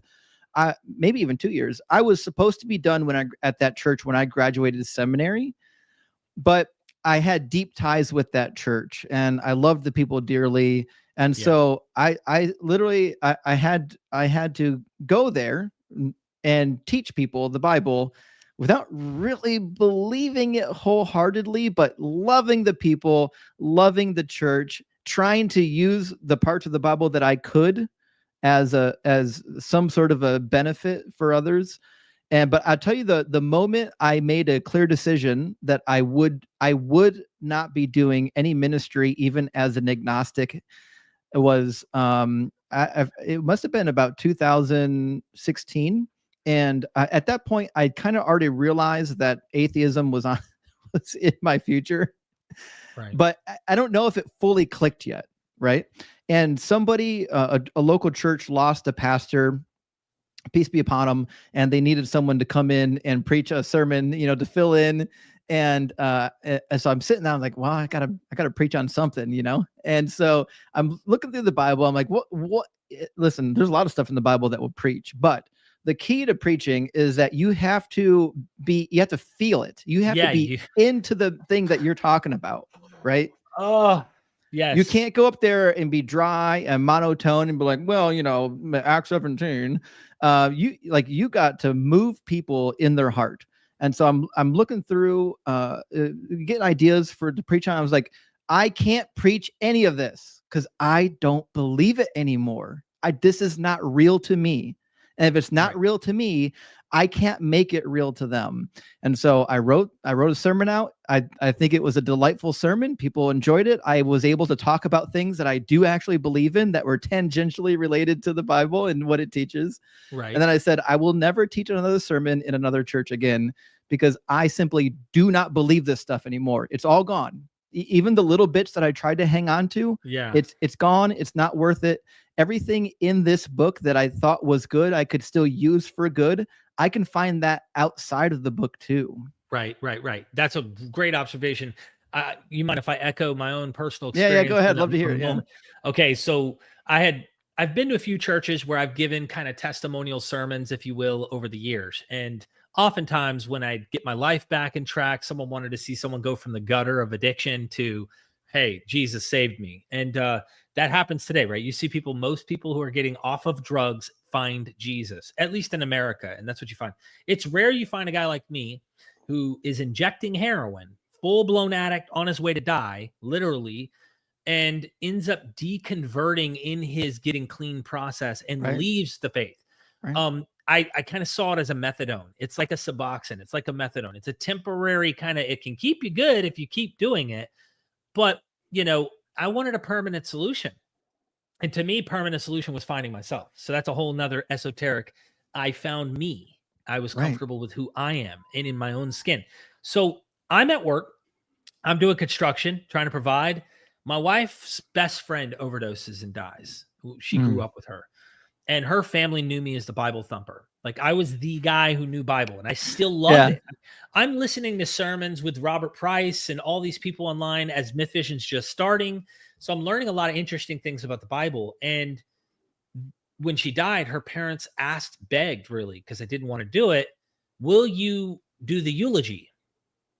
I thought that meant like everybody did the whole motions and then I give like a quick little something. No, dude, I was the chief pastor of the entire, I was the pastor of the entire funeral. Right. And I did not prepare at all for it. I'm working construction. And the day I come back, my wife got the whole packet together for me to read and the text and stuff. I get there and the first thing the guy says is, "Welcome, Pastor Lambert. Please, your flock is in there." And boy. I'm like, I'm already getting so nervous. I'm like, oh my gosh, these people. And they were coming, "Pastor Lambert, thank you so much." Like there was so much emotion and hurt. And the mother, I think she had been drinking. And so she was distraught. And she's looking at me while I'm finally, after we did our little prayer, I had to lead all this, by the way, and I had stopped praying for a while now. So I'm having to go off muscle memory of my experience of talking to Father God and explaining, and I'm going through the motions of what I've done for so long. And then I end up on the podium and I'm like, "Honey, I hope you wrote this good, because I have no idea what I'm doing. I've never done this. I have never led a funeral." The mom's looking at me like, bring her back from the dead. Like as if I have this ability to bring her back from the dead. I got a little bit of a taste, I'll just say, of what power, you can see how quickly power and authority, especially from holy men, and how they could easily abuse this. And I personally see it online all the time with the groups of Christians. They want to be kind of the sheep and follow an apologetic guy who's well-spoken, or a pastor, or someone like Frank Turek or whatever, even Wes Huff right now, literally right now, bro. Sorry, this is off topic, but in my last video with Neil, we factually show how he's wrong. Right. Guess what? We're going to show this with my friend Steven, who's going to come on, just so that the honest facts are laid out. Wes admitted he made a mistake. He was making his response to a clip of Neil, didn't have the whole context, so everything he said was misleading. We're vindicated by the Christian friend of Wes, and everyone's losing their mind now that Wes is going on Joe Rogan, which is unfortunate for us, because now I have to see all of these trolls show up in my chat, and they literally act like we were lying. Right. Wes himself admits to being mistaken here. Now, we probably should rephrase that he was lying and he was mistaken. But honestly, no matter what, they got to follow the guy, and they need their hero, and they need their worldview. And it's like, dude, I don't care. If you want to believe in a God, go for it. But I guess I'm just painting all that to say, I will never do a eulogy at a Bible believing kind of perspective. It would be more from a humanist perspective. Right. Yeah. You know what I mean? There's one thing I believed. Like you said, one thing I seriously believed. She is no longer suffering. Now, I said that with confidence from what I had learned so far about hell being mythology, the Mhm. afterlife of burning and torture and all that. I said that with confidence, and anyone in there that might have been a fundamentalist Bible believer would have probably been like, "How do you know that? You don't know that." But they all just nodded in agreement because of Right. the trauma. And I really confident believe she's no longer suffering Mhm. and she's okay now, which is soothing and comforting to the family. I really believe that. So, Yeah. yeah, there's my And little shtick, dude. to your point, when you're in Christianity, and this, I felt a little bit as well, right? When you're in Christianity, I think most people have moments of doubt, and they want somebody who is educated or have specialized training or maybe is famous and has clout. They want somebody to come in and say, no, no, no, the thing that you believe isn't crazy, and here's why. And so they really have this gladiator mentality. They feel like it's us against the world. Never mind the Yeah. fact that you guys make up the majority of the world, not atheists. Right. Um, Exactly. so they rally behind guys like Wes Huff. When they find a new gladiator, they rally behind that gladiator, because for a lot of these people, they're also at the same time trying to convince themselves that it's true. And this is why we see debates between Christians and non-Christians get quite heated, because for them, there's a lot on the line. Yeah. They're fighting tooth and nail to hold on to things. And when you're in our position, it's a little bit easier because you're just like, well, here are the facts. We've got the facts on our side. And we don't have to look at the Christians or the religious people typically like they're an enemy. And that's the Yeah. advantage of our point of view. Christians have to view us as the enemy. We're the enemy, and it's their goal to bring us down. Whereas we don't have to do that. We can say, listen, here is the information. And I'm going to keep saying the truth. I'm going to keep repeating the truth. And the people that are actually listening are going to hear that message and engage with it. And some people won't engage with it, but I don't have to attack other people and pretend like they're the enemy of something, unless we get one of the crazy people that thinks like it's okay to like stone women and Yeah. Yeah. Yeah. Or kill gays or any, there's yes, any of wild the shit. horrific teachings of the Bible. Yeah, most Just people are willing to get rid of those. agreed. I think most Christians would agree with us. I want to do better. I'm like confessing publicly here in front of 1,651 people. I want to do better about making it clear that I'm not an enemy to people who are of faith, but that I'm hoping we can be more educated and understand that faith is faith, and faith is not historical criteria. It's not a observable, testable, or even a fact necessarily. When you run around weaponizing your religion as fact, as history, and it's just observable, anyone reading it can see this one's true, everyone's wrong. I'm competitive by nature. And I know by reading the other literature and the claims of other cults and such that you're not treating them fairly or equally. They have just as much going for them when they make these claims. Then the question becomes, why did Christianity win out?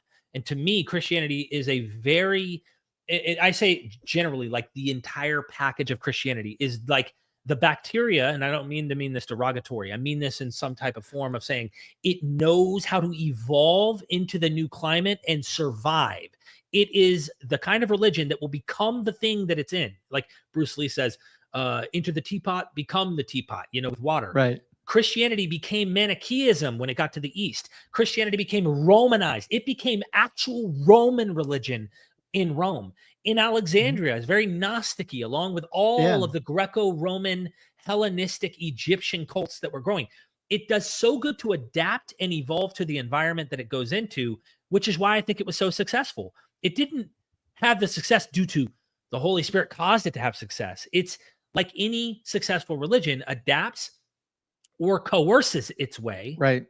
into the environment it's in, and Christianity did both. So, and so did Islam, like clearly the Abrahamic Oh faith. yeah, So, religions in general do that. And there's a lot of the sunken cost fallacy at play, where you're so invested you can't bring yourself to admit what is reality. And I think a good modern example of this I think it was the Strong Tower cult. led by Michael Traverser. Let me double check and make sure we get that right. Get fact checked on the spot, man. They're going to take you down. They're currently called, the Strong City Cult. And I think their secondary name was the Lord Our Righteousness Church. But this is going to sound familiar to you. They were an offshoot of the Seventh-day Adventists, obviously. And they thought that Jesus was coming back, obviously. And they knew when it was going to happen, and that their leader was basically a second Messiah type figure sent by God, like a Moses. And the day that was predicted was finally going to be the end of the world. They gathered together and they sang and they chanted and they marched around the compound like Jericho, and then nothing happened. And then at the end of it, people started saying, well, you can't see the changes, but there was a change in the spirit, all of a sudden when nothing happened. The New Testament seems to indicate. Yeah. There's a lot in the New Testament that does that. Yeah. The kingdom, he's supposed to be a real king reigning on earth. Right. But my kingdom's not of this world now. Oh, not of this world. The kingdom is in you now. It's not out there. It's in you. And so there's spiritualization that takes place in these ideas. And, it's hard to pin down exactly what that is. Scholars have tried to note it in the New Testament, but when the end didn't happen, there's always some type of interesting excuse. 2 Peter. Well, remember now, God's time's not your time. A day is like 1,000 years. Remember? Yeah, exactly. Whoa, what? Time is meaningless. Yeah. Time is meaningless. It's on God's time. So yeah, always hold your breath, but it could take thousands of years. And it's like, okay, right. When will that stop? Will 5,000, if we survive as a species for the next 5,000 years, and imagine this religion still existed somehow, what will they say then? Will they find a way to go? Apocalypticism is irrelevant. We found that the timeless teachings of the morals of Jesus is what matters. So scratch all of the end time stuff. We don't need that anymore at all. When will they say enough time has passed to realize he's never coming back? Or they all become full preterists and say he did come back, and we just didn't understand. Well, I think those are the two choices you're forced with. And, obviously I toyed or tinkered around with preterism when I was in Bible college and seminary, as many do. And to me, I think preterist is the last dish of cope that you eat before you leave the dinner party, because it is a deeper way of knowing what a lie is, but it's not a deeper way of knowing what's true. Because the whole idea of preterism is just what we've been talking about so far. You have to go into the text and say, none of these words mean what they actually say. We have to completely reinterpret these words to mean that actually it's not true that the prophecies failed. They came true, just not in the way that you think. And so to me, that's likely what's going to happen, at least for the next couple 100 years, because you can't accept the teaching of Jesus. You can't go to Matthew 16, 27 and 28, or Matthew 24, 34, Matthew 10, 23, Mark 13, where Jesus is clearly saying, I'm coming back soon. In fact, within your lifetime, some of you will still be alive. And then Paul echoes this again in 1 Thessalonians chapter 4, 1 Corinthians chapter 7, and 2 Peter as well. It says that the end is imminent. It is coming soon. Hold on just a pinch longer. These are the things that must occur in the near future. And then it never happens. So at some point in time, you have to read those passages and say, it either doesn't mean what it says, and it did happen. Or it did happen. Okay. Either you're going to say it doesn't mean what it says, and it did happen, you didn't realize it, or the timeline is off. You don't understand how the timeline works. And so it's going to happen eventually. Right. Or it failed. And then now you end up in this weird, all right, Jesus was wrong or Paul was wrong. Right. And there are Christians. This is a shocker to me. There are Christians who actually are willing to say, yeah, Jesus was wrong about the end. Why could they say that? And they're educated, very educated people who say this. And they're like, well, he was human. Right. And at the time, he was in his bodily form. He was like us. He had bodily fluids. He had to use the restroom. He had lack of perfection and knowledge. Not even the Son of Man knows the day or the hour, these kind of things. So we would expect him to maybe make mistakes and be wrong about that. Yet, doesn't the law say something about when a prophet makes a prediction and he's wrong, he's a false prophet? Yeah. So what do you do with that now that you know Hebrew Bible quite well? Did you have to hurdle that one, or? I did. So to me, I think reading Deuteronomy when I was in Bible college really pushed me towards the idea that the New Testament is not a great logical extension of the Old Testament.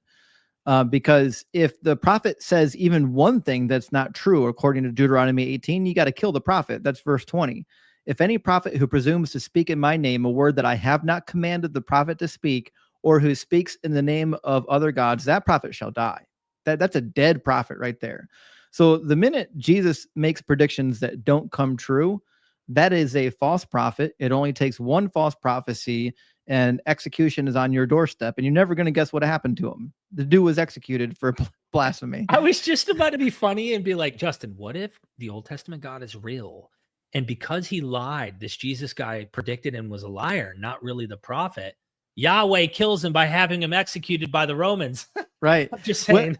This is really interesting because I joke with people and say, well, you know what? The only prophecy Jesus actually did fulfill was Deuteronomy 13. And Deuteronomy 13 predicts false prophets will come. It says, if a prophet or those who divine by dreams appear among you and show you omens or portents, and the omens or the portents declared by them take place, and they say, let us follow other gods whom you have not known, and let us serve them, you must not heed the words of those prophets or those who divine by dreams, for the Lord your God is testing you to know whether indeed you love the Lord your God with all your heart and soul, which is weird that an all-knowing deity has to test you to find out what's in your heart. But it says, right, the Lord your God you shall follow, him alone you shall fear, his commandments you shall keep, meaning the commands aren't going anywhere. His voice you shall obey, and him you shall serve, and to him you shall hold fast. But those prophets or those who divine by dreams shall be put to death for speaking treason against the Lord. So Jesus spoke treason against the Lord. He committed blasphemy. He got the punishment for those crimes. That's why he's dead. He's not dead because there was a prophecy about a Messiah coming and dying and rising. He's dead because of blasphemy, treason, and sedition. Okay, so you're pretty much echoing the voices of the Jews in the New Testament who are literally saying he's blaspheming. Yeah. So I can imagine modern Orthodox Jews today actually believing this, like what you just described, saying that actually the reason Jesus died and he's not the Messiah, because the Messiah would never be killed. He would come and reign like David. He would not end up getting slaughtered or killed. I could see Orthodox Jews literally taking what you just said and saying, yep, that's actually what we believe and why he died in history. Yahweh killed him. Well, they wouldn't say his name. Hashem, had him die. Exactly. You know what I'm saying? Hashem or Adonai, one of the two. Yeah. Yeah. And that's an interesting, funny way of kind of trying to make sense of this. But the problem with Judaism is you still have to deal with all the failed predictions of Judaism. Right. The whole book of Zephaniah, the day of the Lord, was supposed to happen very near. It is on your doorstep. The whole prophecy of Ezekiel, post chapter 16, I believe, 16 or 18, says that these prophecies were once for the distant future, but now the Lord is bringing them near. They are imminently happening, according to Ezekiel, and then none of them come true. So it's just weird that, like, listen, it might be true that the Old Testament isn't correct, but or the New Testament, I mean, but the Old Testament makes false prophecies too. Yeah, so, of course. I'm not throwing the baby out with the bathwater, as Jewish people have accused me of doing. I'm just saying, listen, the same water that the New Testament baby is drowning in, you're drowning in that water too. You're both going down. Jeremiah's prophecy having to be reworked from 70 years to 70, weeks of years, or 490 years here in Daniel. Because of Daniel, exactly. Right. Yeah. Well, I wouldn't even say because of Daniel. I would say because it didn't happen with Jeremiah. Right. So here you have them fixing cognitive dissonance, and like, what better way than to have an angel, a divine messenger of God, come along and go, listen, it was never meant to be 70 exact years. Right. It was supposed to be this 490. You Obviously. Know what I mean? Because Leviticus 26 says, if you still won't turn to me, I will multiply your sufferings by a multitude of 7. So clearly, obviously, we're not suffering for 70 years. We're going to suffer for 490 years. Yeah. Guess what? After this 490 years, after we finally throw off Antiochus Epiphanes IV and defeat the Greeks, guess what? finally then will we have this kingdom that God promised. Then it'll actually happen. And Yeah. then it didn't happen. And then it they're didn't like, happen. oh, of course. Yeah, because we just dated the 490 years wrong. Of course. Yeah, we have to start it at a different time period. It's not 605 BCE at the beginning of our suffering. Now it's like 445 because of this letter that was given to Nehemiah and Ezra. Right. And that keeps the playing with this, because you said sunk cost fallacy, cognitive dissonance, like there's so many things at play. And I want to get back to one more thing, and anything you want to say about your story, because subscribe to Justin. You're going to be here for the reveal at the end. We got to see how many subscribers he's gained on YouTube at the end of this. My one comment is humans all experience. Think about that. Every single one of us, I would imagine, unless somehow we're like not at our own fault, born with the lack of empathy or the lack of experience and depth that comes with the human consciousness and stuff that we have. That experience is so profound. The loved ones we care about, our children, our wives, our dog, our cat, whatever you are, in terms of what you prefer. I got to fit everyone in here because someone might go, why'd you mention dogs and not cats, bro? We have absolutely amazing experiences. Those experiences get attached to things, people, beliefs, tradition, politics, you name it. And so when you challenge those things, you feel like there's a threat on your identity. Yeah. And this experience I had as a young boy in church when my father was an alcoholic, that I look up to like he's a god. You couldn't beat my daddy up. My daddy whooped your daddy's ass. My dad whooped your dad every day. Yeah, like, and my daddy was really an ass whooper, like Green Beret Special Forces, right? Oh, so for sure, I was proud, but my dad struggled with the deepest forms of dark alcoholism, and he fought his demons, right? I'm using demons as a metaphor, some might take that literal.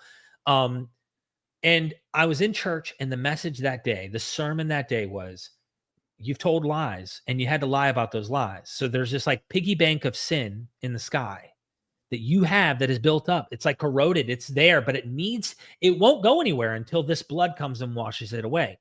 Right. This was the message, but the way they got me was, and you have a heavenly Father who loves you unconditionally. Oh yeah. The reason that hit me is because I knew my dad loved me, but then I didn't know if my dad loved me. I knew my dad loved me, but I didn't know if my dad loved me. Every day, because his words and actions when he was drunk versus his words and actions when he was sober. So this Heavenly Father thing, I felt an experience profound. The moment, the euphoria, the placebo, if you want to call it that, was so deep that to this day, I will never forget the experience. The experience was a legit experience. Yeah. But now I don't. So Christians go, when you say you left Jesus, you never knew him. Oh, of course they're going to say that. This is so complicated, Justin, to explain to a believer who's in it, but to shift and realize that the way we have rationalized our experiences is that it really was never Jesus all along. It was us and the profound human experience we all have. And we just don't say it was Jesus anymore. The words might have said it was Jesus, but this is why people can convert to different religions and they go, oh, whoa, this is the one actually. And I'm just saying that deep experience, bro, can you take us a little bit of your personal rationalization of how you would explain that and try to explain that to someone who goes, you never knew him? Or however you want to answer that. I'm trying to explain something that I think is just a human phenomena and why we see it in every religion and even outside of religion. People have experiences. And I think they mean experience means truth. Experience means this is true. Jehovah's Witnesses or Mormons, right? You experience, and then they ask you, the Book of Mormon, did you feel it? You know what I mean? That's it. That's the witness technique. Yeah. Yeah. Well, I think we're conditioned through evolutionary biology to love and to have a desire to be with our parents. And this is just a part of nature. This is the way we're wired as human beings. It's one of these social adaptations that helped us to survive as a species. So we certainly have this idea of like, well, Well, our parents are going to die. They're going to pass away. And so, but it's okay, because either, religion will teach us one of two things. Either they're still alive spiritually watching over us, or it's okay. You have a heavenly father, you have heavenly parents, and they're going to fill that gap.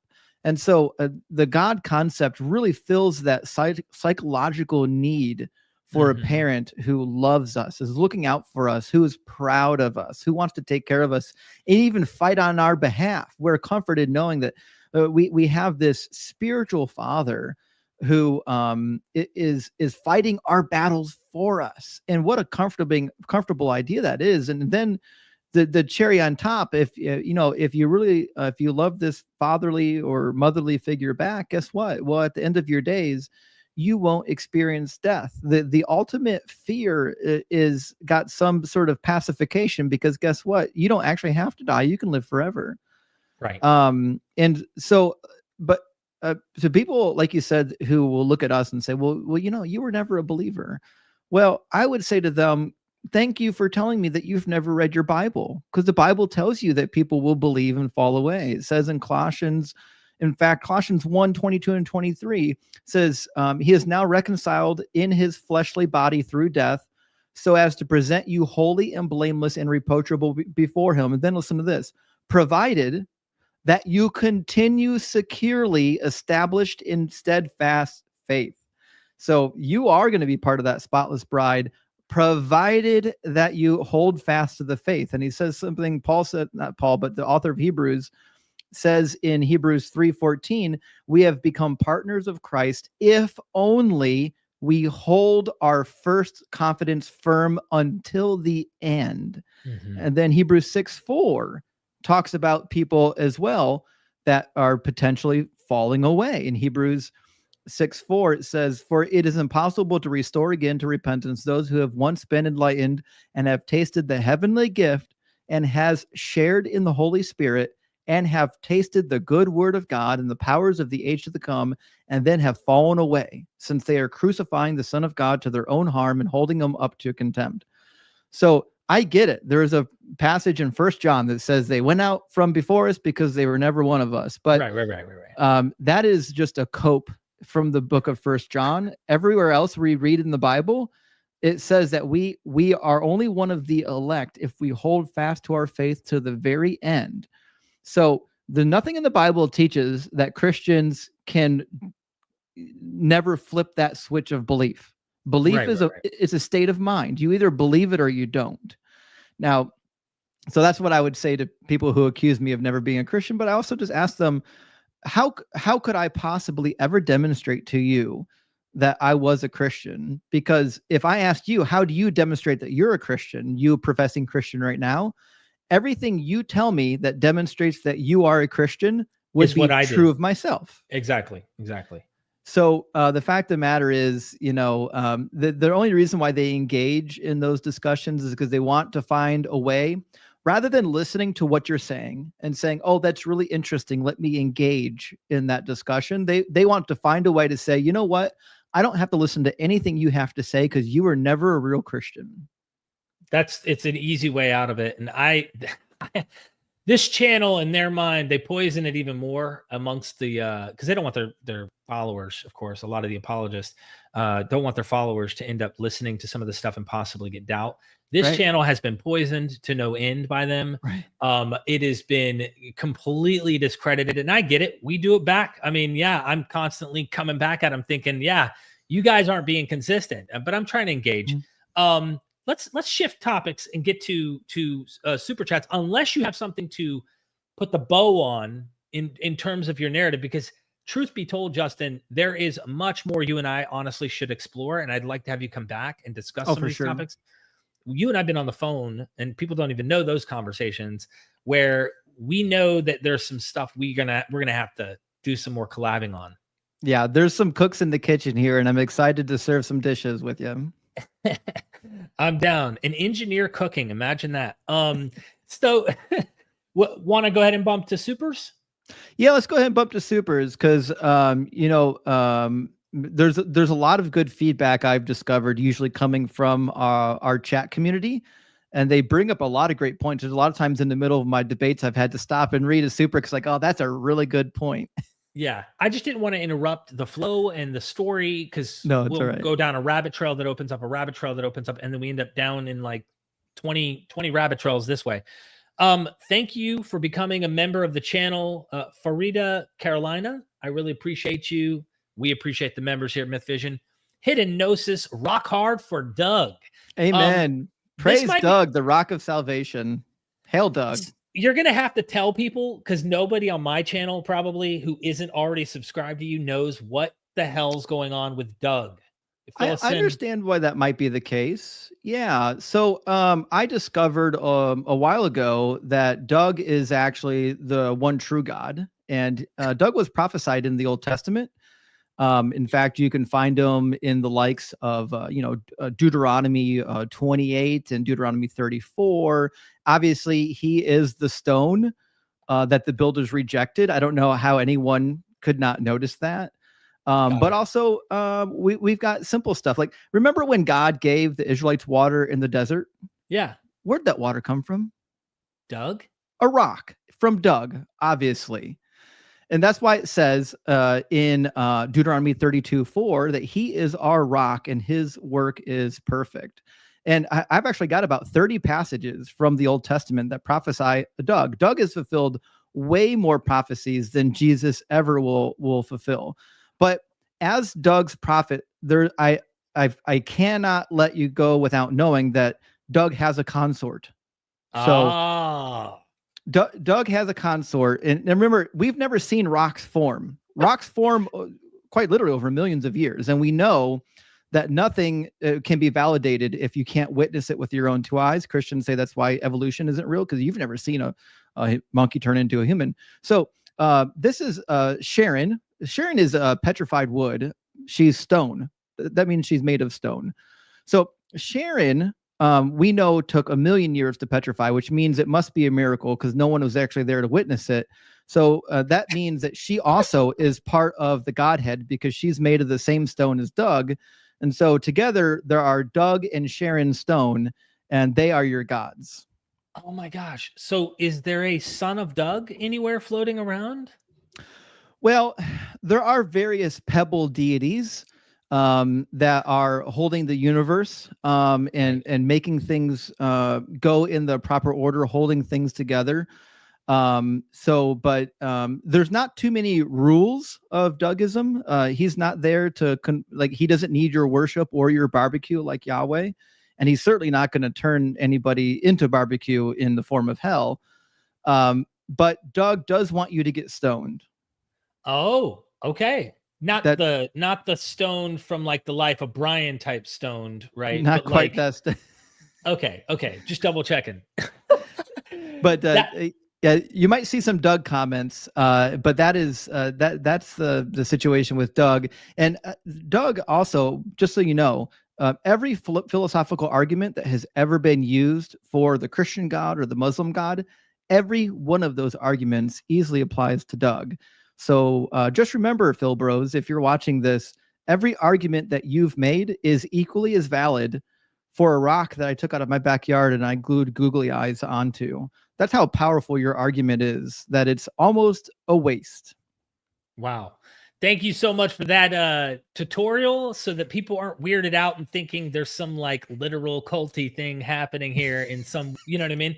I'm not going to lie. When I first tuned into your first live stream and I saw people talking about Doug, worshiping Doug and this and that, I was like, hold on. I was recommended this by Mr. Morpheus. Is what's going on here? Is there... and then I started realizing, oh, okay, there's some type of like trolling going on here. Definitely. Seth A, thank you for the super chat. Thank you, Justin, for spreading the good word of Doug. May we be rock hard for Doug. Absolute rock hard for Doug, guys. Hidden Gnosis, again, thank you for the super. MythVision led me to leave religion years ago. Justin solidified why and answered all the loose ends that were still in my head. Thank you, guys. Look, I'm glad that if this has helped you, that's my goal. Like, you know, my goal is not necessarily to make robotic atheists or people follow me to become an atheist.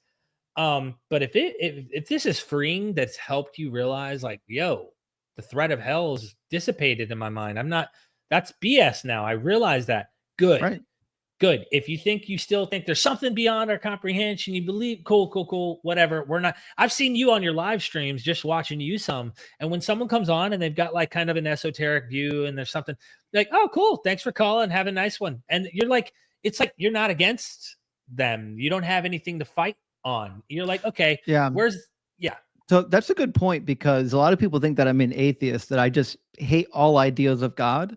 I actually debate specifically against established religions, not against God himself typically, or herself, just because, listen, if believing in some sort of peaceful deity keeps you from peeling somebody's face off their, or skin off their face, I love that for you.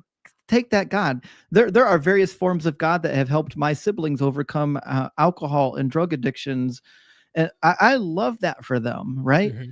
But when I get somebody who says that women don't have freedom over their own reproductive rights, and that gay people, it should be illegal for them to have a relationship, that's where I'm going to put my foot down and say, you know what, that's bullshit.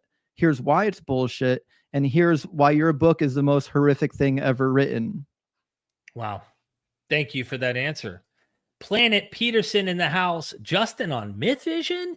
Much deserved. Congrats, bud. Good to see you, Peterson. Thank you. Robert Mahaney, thank you so much for the super chat. If you left a comment and it wasn't into my super chat, it is literally lost in the abyss at this point, way early on. I mean, we have around 1,500 people watching right now. Subscribe, because we're going to be seeing how many subscribers. Please don't refresh your screen, Justin. I haven't. I have no idea. Don't cheat. Listen, I should have said that at the beginning, because I haven't cheated. You only had 13. Well, not only had. That's a good amount. For YouTube, it's hard to grow, as you could see. 13,700 subscribers, give or take. I want to see those numbers get big. I want a Wolf of Wall Street. You got to bump those numbers up, baby. I'm trying to get some exposure. I just started putting stuff out earlier this summer, and so I'm hoping to get some exposure. I'm on AXP now. I'm going to be a main host on the Atheist Experience, so that should help as well to get the message out. Well, subscribe. We're getting there, everybody. Stay tuned. Cyber Deconstruction. Thank you for the super chat. I haven't seen the name around yet. Justin, killing it as always. Praise the almighty rock god Doug. Thank you so much, Cyber. Great to see you, buddy. Cyber is another member of our deconstruction community on TikTok and Discord, and he just recently started debating, and he's banging it up. He's doing a great job. Awesome. Good to see this name. Emir, thank you for the super chat. Makes me optimistic about these lives and educational efforts reaching more people, and society eventually overcoming the burden of religion. I like the way that was worded at the end, because religion, we can define that very differently. Like, what do you mean by that? But the burden, there's a big burden that comes with a lot of this stuff. I'd like to see that freed. Remember, Jesus's burden is light, except that you have to give everything to him and do everything that he does. And if you disobey in the slightest, you might get burnt in hell, you know. Yeah, just forever and ever and ever and ever and ever and ever. Well, unless you're an annihilationist. By the way, I see the solar panels in the back. I used to install those. Well, mainly the I-beams that support them. We did heavy equipment stuff. So interesting. Thank you. Ichapod, my brother. What's up, tribe? This connection is great to see. By the way, if I forgot to mention, subscribe to some of these YouTube channels like Planet Peterson, like any YouTube channel where people are producing content. Obviously want to have you subscribe to them to grow the community. I should have said that, so forgive me, because this has always been my goal with MythVision. My mantra is we are MythVision. That is beyond just this YouTube channel. I see a community I'm trying to grow. And I'll be honest, I have to be frank. The apologetic empire, they do a good job of teaming up together and like constantly trying to combat guys like me or even others. Look at what they did with Wes, man. They made so much noise that finally he ended up getting on Joe Rogan and people like that. Like, if we pulled together and made enough noise and caused enough attraction, you know, you could probably start getting on these massive platforms, because that's what they want, and then be able to present these ideas to a broader audience. I tell you, I would not want nothing more than to be able to get on a platform as large as Joe Rogan's and go through mythic parallels and explain to him how these categories and genres work. Why, when I see the birth narrative of Jesus, immediately I think fiction. Immediately. Why is it not even a thing I budge? Does that mean that there aren't verisimilitudes? Of course there's verisimilitude, meaning there's reality to some degree that it's taking place in the real world. They're painting the narrative that way, but it is fictional. And how I'd love to break this down and explain that. So, but all we get is this like, there's a constant community of apologists talking about Joe Rogan almost becoming a Christian. The next Christian apologist interviewed about biology not being what we thought it was. Evolution's a lie. Or now Christianity is true. And here's the new Heracles of Christianity, that kind of stuff. If I ever got on Joe Rogan, I would do everything I could to deconvert him. And I think he's a rational enough human being that he'd deconvert on the spot. Well, I don't even know if he's a Christian. I don't think he is. No. Yeah. Just making the point. Let's come together as a community and make noise, whether or not we end up on platforms like that. Right. Nero, I think that's pronouncing it properly. 1st and 2nd Timothy, Titus, and Hebrews are majority consensus rejected by scholars. Ephesians, Colossians, 2nd Thessalonians are in question. Oh yeah. And this meaning Paul didn't write them is the point. Right. But that makes you have to question if the bulk of scholarship says, listen, these are forgeries. Like how much trust can you really have in the church that what you're reading is true when they're so willing, even with the leading of the Spirit of God, to accept clear forgeries? It's nonsensical to believe in. That reasoning that you have can be applied to not just well-known forgeries that seem to be clearly people acting like they're someone else, but also I like how Richard C. Miller, one of the scholars I have on, made me think of something I never really thought about. We go to the Gospels and we see birth narratives, we see myths, we see ascensions, we see myths. We see that with Romulus, by the way. We see that with the Caesars having eyewitnesses swear an oath in court on legal documents. They saw Caesar ascend to heaven. Various Caesars, by the way. It's not just one. And I say to myself, okay, this is a well-known trope. When you have a king becoming deified, this is what you do. Well, he says, why aren't we working backwards into Paul? Because in every one of these ascension narratives, there's eyewitnesses. I'm talking about with Romulus, with the Caesars. It is a trope, meaning unless you're going to take that eyewitness literal, historical, and apply it to the Caesars and apply it to Romulus and apply it to these other stories, why do we do that with Paul? We're willing to say the Gospels have eyewitness narratives that they're kind of inventing, but we won't do that to Paul. And so we work backwards. The same goes with the Gospels. You have these 4, but what about the Gospel of Peter? What about the Gospel of James? What about the Acts of Peter? The Acts of... They're doing fiction. They're writing folk tales and all this interesting stuff. Why aren't we being consistent and seeing it's all in the same kind of factory of fabricating, myth-making, folklore? Instead, we sector off or segue off just these and make these real and all others fake.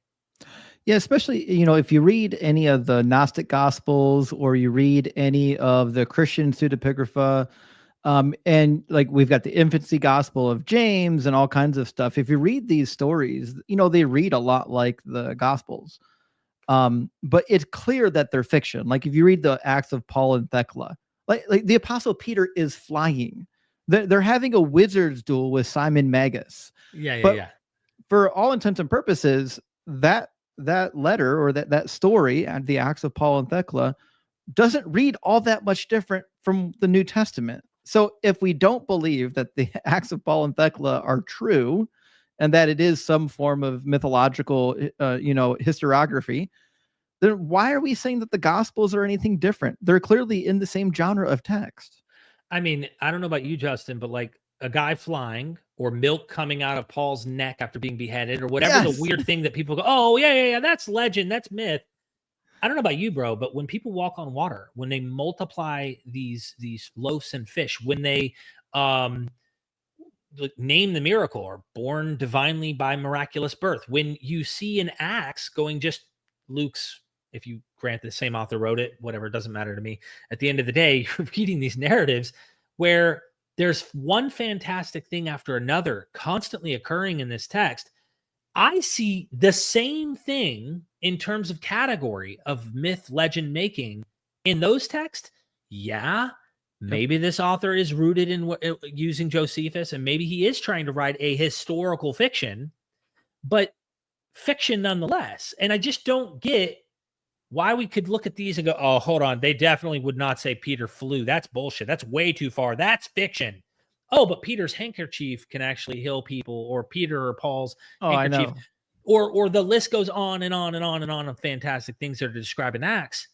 What switch in your head goes off that makes you go real or not, other than the church told me so, and this is the canon that was handed down? Yeah, the difference between religion and mythology is religion is the mythology that you believe. And it's okay. It's kosher mythology. Yeah. That's unclean mythology. That's right. Yeah. Yeah. Okay. Mythology is always somebody else's religion. When it's your mythology, now it's true. That makes sense. So worship Doug. Hallelujah. Praise Doug. I fish in a tie. Thank you for the super chat. Have neither of you heard of the flight to Pella? I can't say I've read that. I don't think it's a book. I think it's the idea that when Jesus is saying in Mark, and of course it's regurgitated in the synoptics, correct me if I'm wrong if you want to look it up, but I think it's when he says, when you see these armies surrounding Jerusalem, flee to the mountains. And I think this is this idea that the Christians fled Jerusalem and went to Pella. I'm not 100% sure. Gotcha. That might be what they're implying. The other thing it could be implying, if I'm not mistaken, is when Paul says he went to Arabia, kind of going into this desert excursion away from society. But I don't know Pella. I'm thinking of Petra. So that might be why I'm confused about this. Yeah, I have to look a little bit more into that. And you and I already discussed a little bit, the heading to the hills when you see the army surrounding the city. So we won't beat that dead horse on this discussion, but yeah, thanks for bringing that up. I fish in a tie. Good to see you again. I'll definitely do some reading on that. Thank you. Thank you. Trude Hell, please support this video by hitting that like button. YouTube pays attention. It does help the algorithm for anyone who's ever wanting to see a channel gain traction. I know I could use it with our recent Wes Huff video. I've never seen more dislikes, Justin, in my life on a video. And the funny fact is that you can disagree with our interpretations, but what we were saying about what he got wrong is just factual. It's true. Yeah. It's just true. And it's just odd to see. My hope in humanity, please restore it, because I am really concerned about humans. Well, we'll wake them up one at a time, the best we can. Yeah. Cyber Deconstruction again. Thank you. Jesus has fulfilled exactly one prophecy. Deuteronomy 13. He was the false prophet. Yep. I could see the Orthodox Jewish people probably saying that, There are some. Actually, Cyber was raised Orthodox Jewish. He's not anymore, but yeah, he deconstructed from a lot of stuff. Wow. Amazing. Jesus Tells, thank you for the super chat and for being a member of the channel. Jeremiah 33:17 is not in the LXX. Paul and Mark would know nothing of this. Jesus, son of Jehozdak, clearly fulfills Jeremiah 23 and 33 in Zechariah. You know about this? Yeah. So, and this is a topic we didn't really get into, the differences between the Septuagint and the Masoretic tradition and the Proto-Masoretic tradition, because, the New Testament almost always quotes from the LXX. But the problem is, if we think that the New Testament is right by saying that the Septuagint is authoritative, then we've got huge problems, because the Septuagint is missing all kinds of stuff. Even Isaiah chapter 9, verse 6 and 7 reads completely different. It's not messianic. It doesn't have a messianic tone at all about being, the mighty one of God, or, everlasting Father, Prince of Peace. That none of that's in there. So if we accept that the Septuagint is actually more authoritative than the Masoretic text, there's a lot of problems going back into that we got to start scrapping now, because now we're like, well, listen, it's not in the Septuagint, so we got to get rid of it. Even when Paul talks about this, just makes me think of what you just said in a different way. When Paul says it is in the scriptures that he would die and rise on the third day, and people are trying to find that text that he's referencing, it's not in anything we have. So the guy, and this is one of the most quoted by apologists online passages was like, if he did not rise, our faith is in vain passage in 1 Corinthians 15. For the scriptures say it is written that he would die and rise on the third day. Where is that text? We don't have it. So, like, goodness, I don't know any other way that you could prove it. Like, give me the text. It's not there in the scripture that he's quoting unless we've lost it. Right. And what if there's a version of the Bible that we've lost? Well, God didn't preserve that? I have a theory. So, go ahead. Tell me. I'm interested. Have you read 2nd Esdras? I have. Well, 2nd Esdras is largely considered a first century text. Right. And we find Esdras and the other apocryphal books in the earliest manuscripts, like the Sinaiticus and Alexandrinus and whatnot. I suspect that Paul's idea of what was scriptural included the apocryphal writings, and even included the late apocryphal writings that were written after Jesus. I suspect that 2nd Esdras was written shortly after Jesus died, expecting that he would return imminently and fulfill Daniel chapter 7 as the Son of Man prophecy was supposedly thought to exist. And so by the time Paul comes along, I'm assuming at this point that the prophecy of the Son of Man as it's written in 2nd Esdras is what he's referring to. Mm-hmm. But all of this is conjecture. Of course. Because if he's not referring to 2nd Esdras and their reworking of the Son of Man prophecy, then he has nothing to cling on to. There is nothing. He's not quoting anything from the Old Testament. Right. So imagine if there wasn't a text at all. Right. Just making it up. He just BS'd you if that's the case, right? So where's the text? It's lost. If it's not lost, conjecture, maybe 2nd Esdras. And isn't that in 2nd Esdras, in my memory, it's been a while since I've read it, there's this idea of 3 days concept in it. There's something about 3 days, and it is, isn't it in like a traumatic response to the fall of the Jerusalem temple, if I'm not mistaken? Yeah, so this is where it gets really interesting, because people assume that, Paul wrote all the letters of Paul, but we don't really know that to be the case. And even if he did write them, we don't know that they weren't modified later.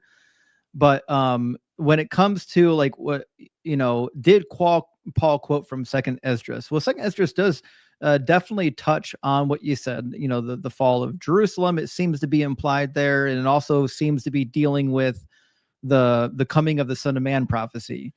So we find that, I think, in chapter 7.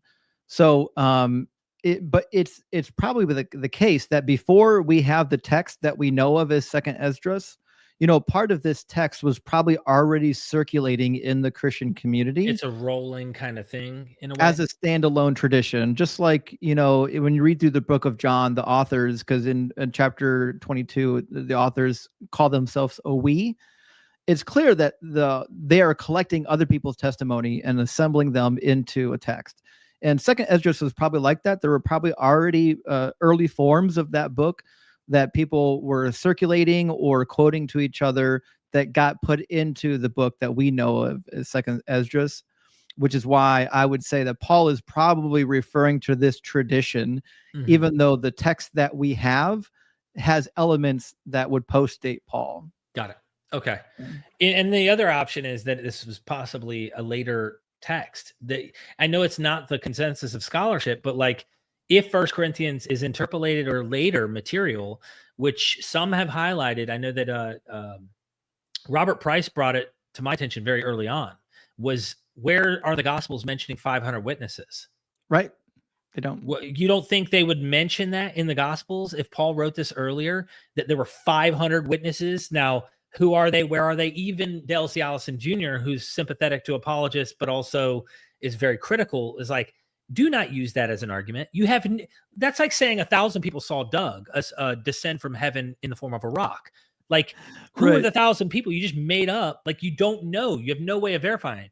It could just be a general idea. There's a bunch of people who believe that Jesus, or it could be fabricated. There's so many interesting things to look at, but it might be later. Well, we know that there were additions to Corinthians, at least. For example, if you look at 1 Corinthians 14:34, and scholar Linda Belleville talks about this in some of her works. the section where it says, let your women keep silent in churches, for it is not permitted unto them to speak, so on and so forth. When we look at the manuscript evidence, the earliest manuscripts are lacking that. And then when they do get included, it seems that it starts as a marginal note and then is randomly inserted in various locations. And it kind of moves around in the texts. And a lot of scholars don't believe that that part is even original to Corinthians. So we have good evidence to suggest that people were editing and modifying Paul's letters, obviously forging completely new letters of Paul as well. So I have no reason to believe that like all of Corinthians can be dated to like one sliver of time. It's clearly been redacted. Yeah. And how do you know?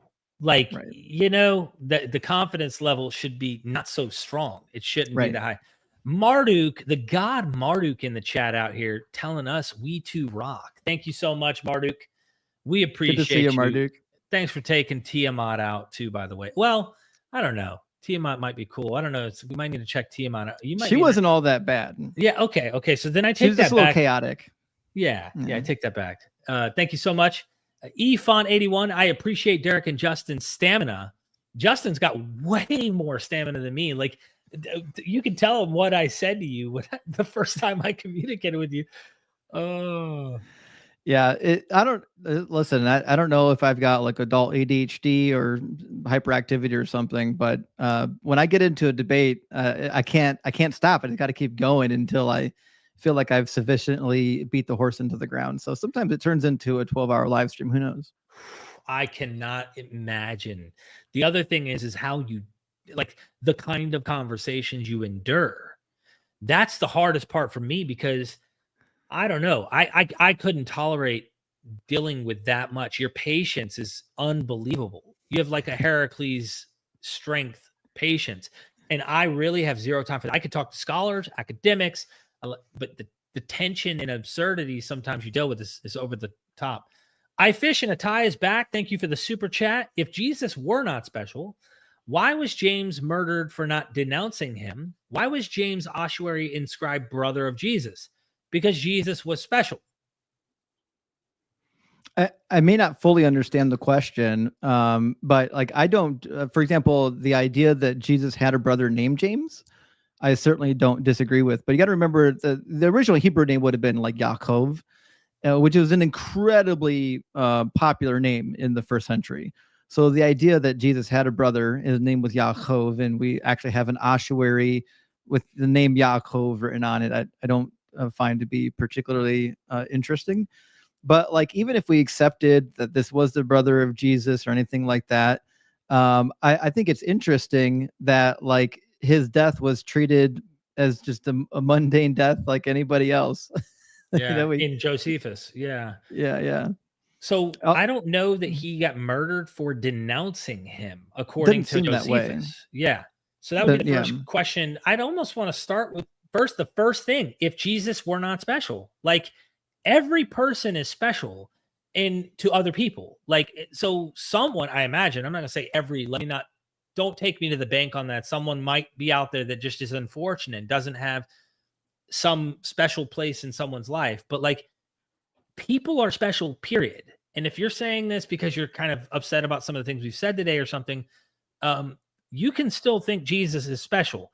Others think Joseph Smith, others think Muhammad, others think Buddha, others think Heracles, others think Dionysus, or you can even go to historical figures that we would say are historical. In the ancient world, they thought all of these people were real. They didn't think Heracles was myth. They didn't think Dionysus was myth. Romulus was myth. They thought these people existed. And just go to the Caesars or go to anyone. Simon Magus was important to his group. Peregrinus was important in his little cult following, and he was important to Christians till he left the Christians and they were pissed. And then he ended up joining a different style of philosophy.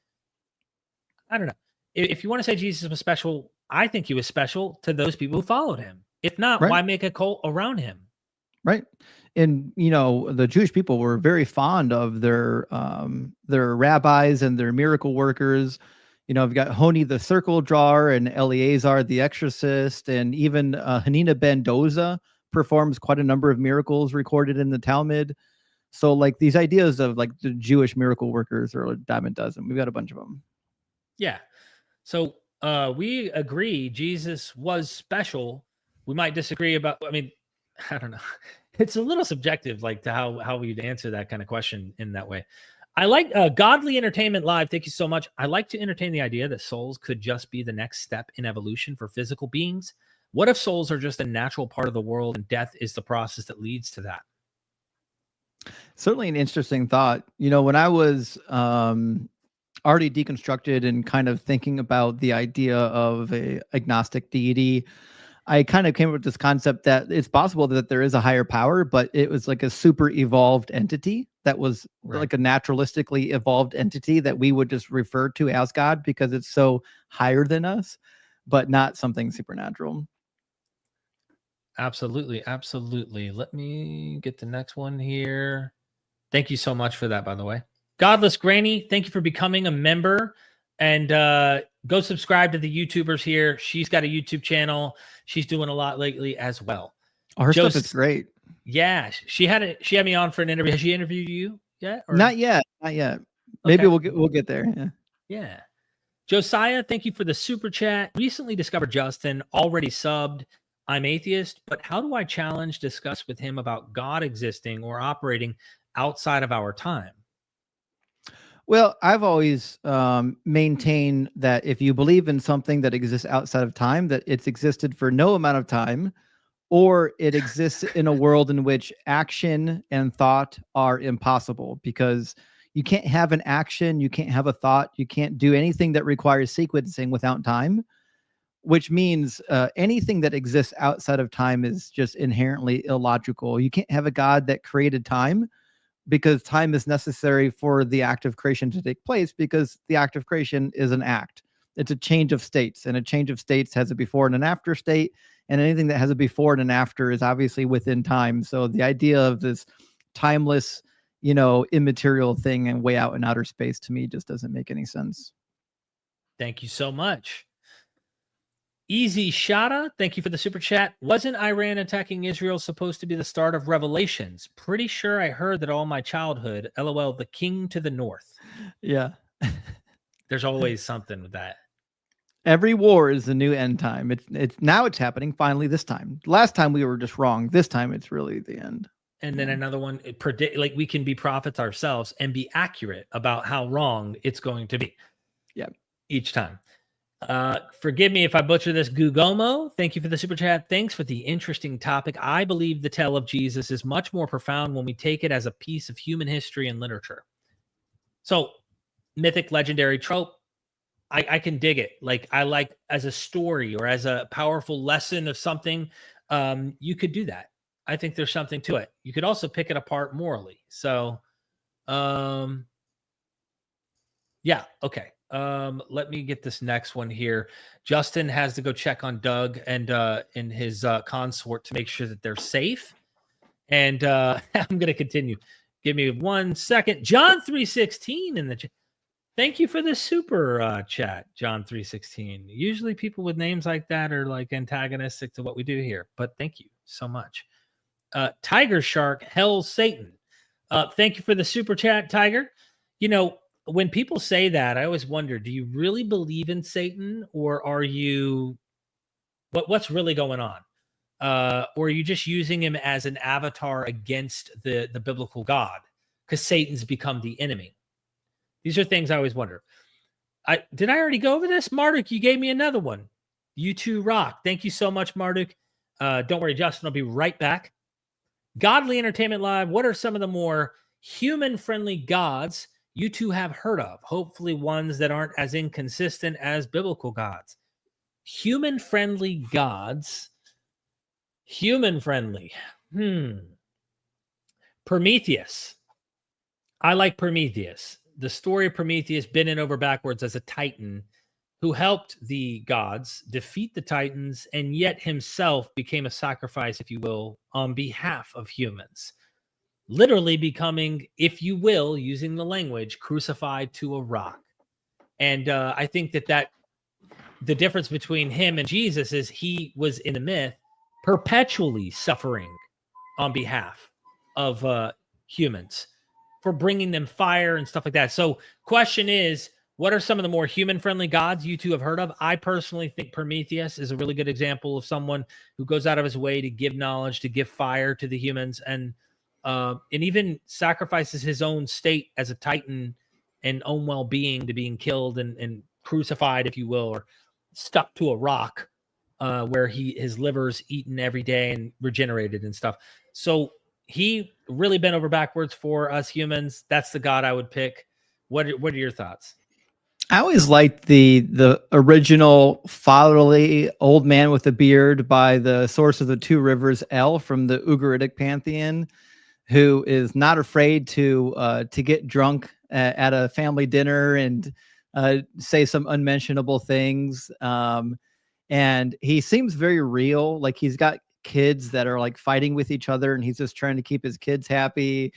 And he seems like this idea of God, of like a normal human father just trying to do his best, but there seems to be turmoil at every turn. This is El, the very God we're talking about that continues into the biblical tradition. Yeah, the concept of El in the Old Testament is only like vaguely similar to the Ugaritic edition of El. If you read the Ugaritic literature, it's pretty clear that they have a very different idea of who El was. He certainly wasn't a transcendent figure that was like knocking down invading armies of the opposing people. That his daughter did that. Anath, she got to do that. That was the fun stuff. That she was the badass in that pantheon, not El. Right. Thank you. Yeah. Okay. I can dig it. I just went with what I immediately thought of. I meant you to rock. This is the third time. Marduk did it again. Marduk did it the first time, then another one when you were gone, and then just did it again. Marduk is a great deity, by the way. Yeah, pretty badass. Doug makes us bolder. Thanks for the education or education. Thank you so much for that. I don't know if you meant to leave that little space there. Good to see you, Gigawatts. Travis Statham, forgive me on the last name, brother. You've been here for a while. Doug commands Justin to go live after this super.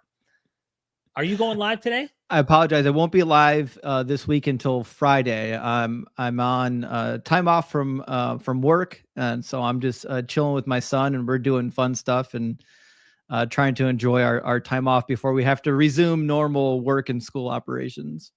I can dig it. Heng Fashi, what's the one philosophical argument for God that every time you see it, it makes you cringe, and you can't believe people still use it in apologetics? It's just that bad. Looking forward to see you on AXP. Personally, I think the worst argument for God, because it never works, and I've never seen it work on anybody's live ever, is the fine-tuning argument for God. I'll never understand why people use the fine-tuning argument for God. I understand why they're doing it, is because they realize that presuppositionalism is a bitter pill to swallow for anybody. So they want to go to like an evidentialist argument. So they're like, okay, well, here are these tangible things that exist, and we're going to say God is the cause of it. But it never works, because you can't demonstrate that anything actually is fine-tuned. And it falls apart, because if you're saying that things are fine-tuned for life, then what you're saying is that the goal of the universe was life. But the universe has no goal. The fact that we exist is just a brute fact, a property of the universe. But the universe did not intend for life to exist, which means it's not mathematically impossible that life exists. The probability is 1-to-1. It just happens to be that life exists. And if life didn't exist, it wouldn't mean anything either. It's the universe has no mind, will, or emotion. Yeah. What does it mean that there's no life on Jupiter? Right. Like, nothing. Or any other planet? Of course, we are here, and we are the ones who are spectating through our eyeballs. And so the experience is profound, and it seems too awe. The sunrise and the sunset makes us go, there's got to be a meaning and a purpose. But there's that story in us. There's that we have to have a narrative and a meaning to what is going on. And again, ask the 3-year-old, why do rocks exist? And they'll tell you, so that animals can scratch their backs. That's why rocks exist. Why do rivers exist, Justin? So that boats can float down them. duh. That's why rivers exist. Why do humans exist? Because God. Okay, you get the point, I'm sure. Like, Yeah. And the thing with probabilities too, because a fine-tuning argument always ends up in probability space. But probability is only meaningful if you have a goal in mind. Like if there was a ball pit full of 1,000 balls, all individually numbered, and I said, what are the odds that I reach in and I pull out the 5? That is a goal, right? That is something very difficult to do. But if you got a ball pit full of 1,000 balls and you just reach in and grab a ball, it's meaningless. It means nothing. The probability that you grabbed a 5 doesn't matter because you had no goal in mind. So the fine-tuning argument is already assuming that there is a goal in mind and that goal is very difficult to reach. But none of those assumptions are actually baked into the cosmological model. got it. Interesting. I think for me, it's that precept approach about knowledge. That explain knowledge without using knowledge, or logic without using logic. It's the cooked up, as you describe it, script that they usually have. And I always kind of fall trap thinking I'm talking to someone who's being honest and like really wants to have a decent, and I'm like always caught up. And then the funniest part about the precepts, like I was on AXP, I think I was on AXP, I don't know, one of them, one of these shows, some guy called in, he precepted me, right, with some like mental masturbation words. And then after the talk, which I'm like, hold on, I'm like trying to take what he's saying serious and trying to communicate with him, and he's doing things aggressive. Matt Dillahunty was just like, cut him off, and then was like, all right, dude. And I didn't realize he became king. I'm not even kidding you. I heard through the precept grapevine, a friend of mine who does precept atheist apologetics on purpose, combating them, wrote me and said, do you know that like the next day they praised him as the king of presuppositional like apologetics because of his conversation with you? And I'm like, what just happened? I'm just sitting here and this guy did some gobbledygook with words, and like now precept apologetic king, he's been like, it's so odd to me, man. Yeah.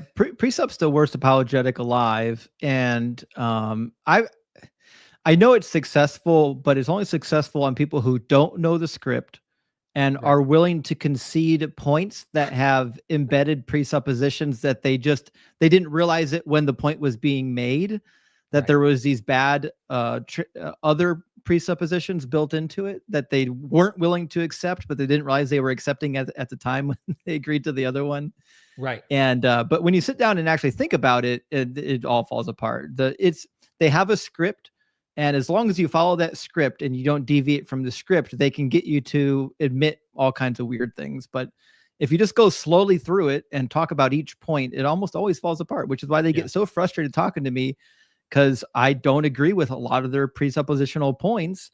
And then they never get to the end of their script. By the time we get like a half hour in, they're just mad at me because they weren't able to execute their script. Right. They're trying to coerce the conversation in the direction they want. And I'm not pushy like you have been, pushing back on each point. I've always just tried to go with the flow. Almost want to grant, okay, so there is a deity, prove it's yours. Like at this point, like what do you want to do? Anyway. Right. Let me see. We need to hurry up. Okay. So let's blast through these. Volsey thoughts, rock hard for Doug. Shout out to the homie Justin, and just subbed to MythVision Atheist Assemble.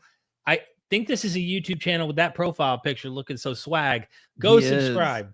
Volsey's dope. He started on TikTok with me as well. He's a great guy. Definitely follow his channel on YouTube and TikTok. Thank you so much for the super chat. Subscribe. Michael Anderson, what are your thoughts about that Paul was the false prophet and false apostle that John and James wrote of? He spoke like a dragon and performed wonders. Maybe. It's an interesting thought. I'll have to look into it. That John and James wrote of. It could be. I don't know. I mean, this is something I'm thinking of the Antichrist too, because for me, I think Nero might even fit that. So, and no wonder the Nero Redivivus myth that happened for centuries after. So I think it's clear. I agree 100%. If you think that it's not about Nero, then I think I could convince anybody that it's about Nero. Yeah. Damon, thank you for the super sticker, my friend. Appreciate you in here. Ligma FPV, blessed be the one that takes the Deconstruction Zone subscribe button and dashes it against the rocks. Good to see you, Ligma. Thank you so much. Stop scamming, man. It would be rather darn kind of educated pastors to let their congregations know that hell, the Valley of Hinnom, as we understand it, is clearly just a very late edition. Happy New Year, by the way. Yeah, that's another topic that we get into during the debate, because a lot of people are quite certain that hell's not in the Bible. But it really is. I've got like a full 5-page document full of every reference to hell and Hades and the afterlife in all the Greek or all the Greek Hellenized Jewish literature and all of the Jewish literature leading up to the time of Jesus.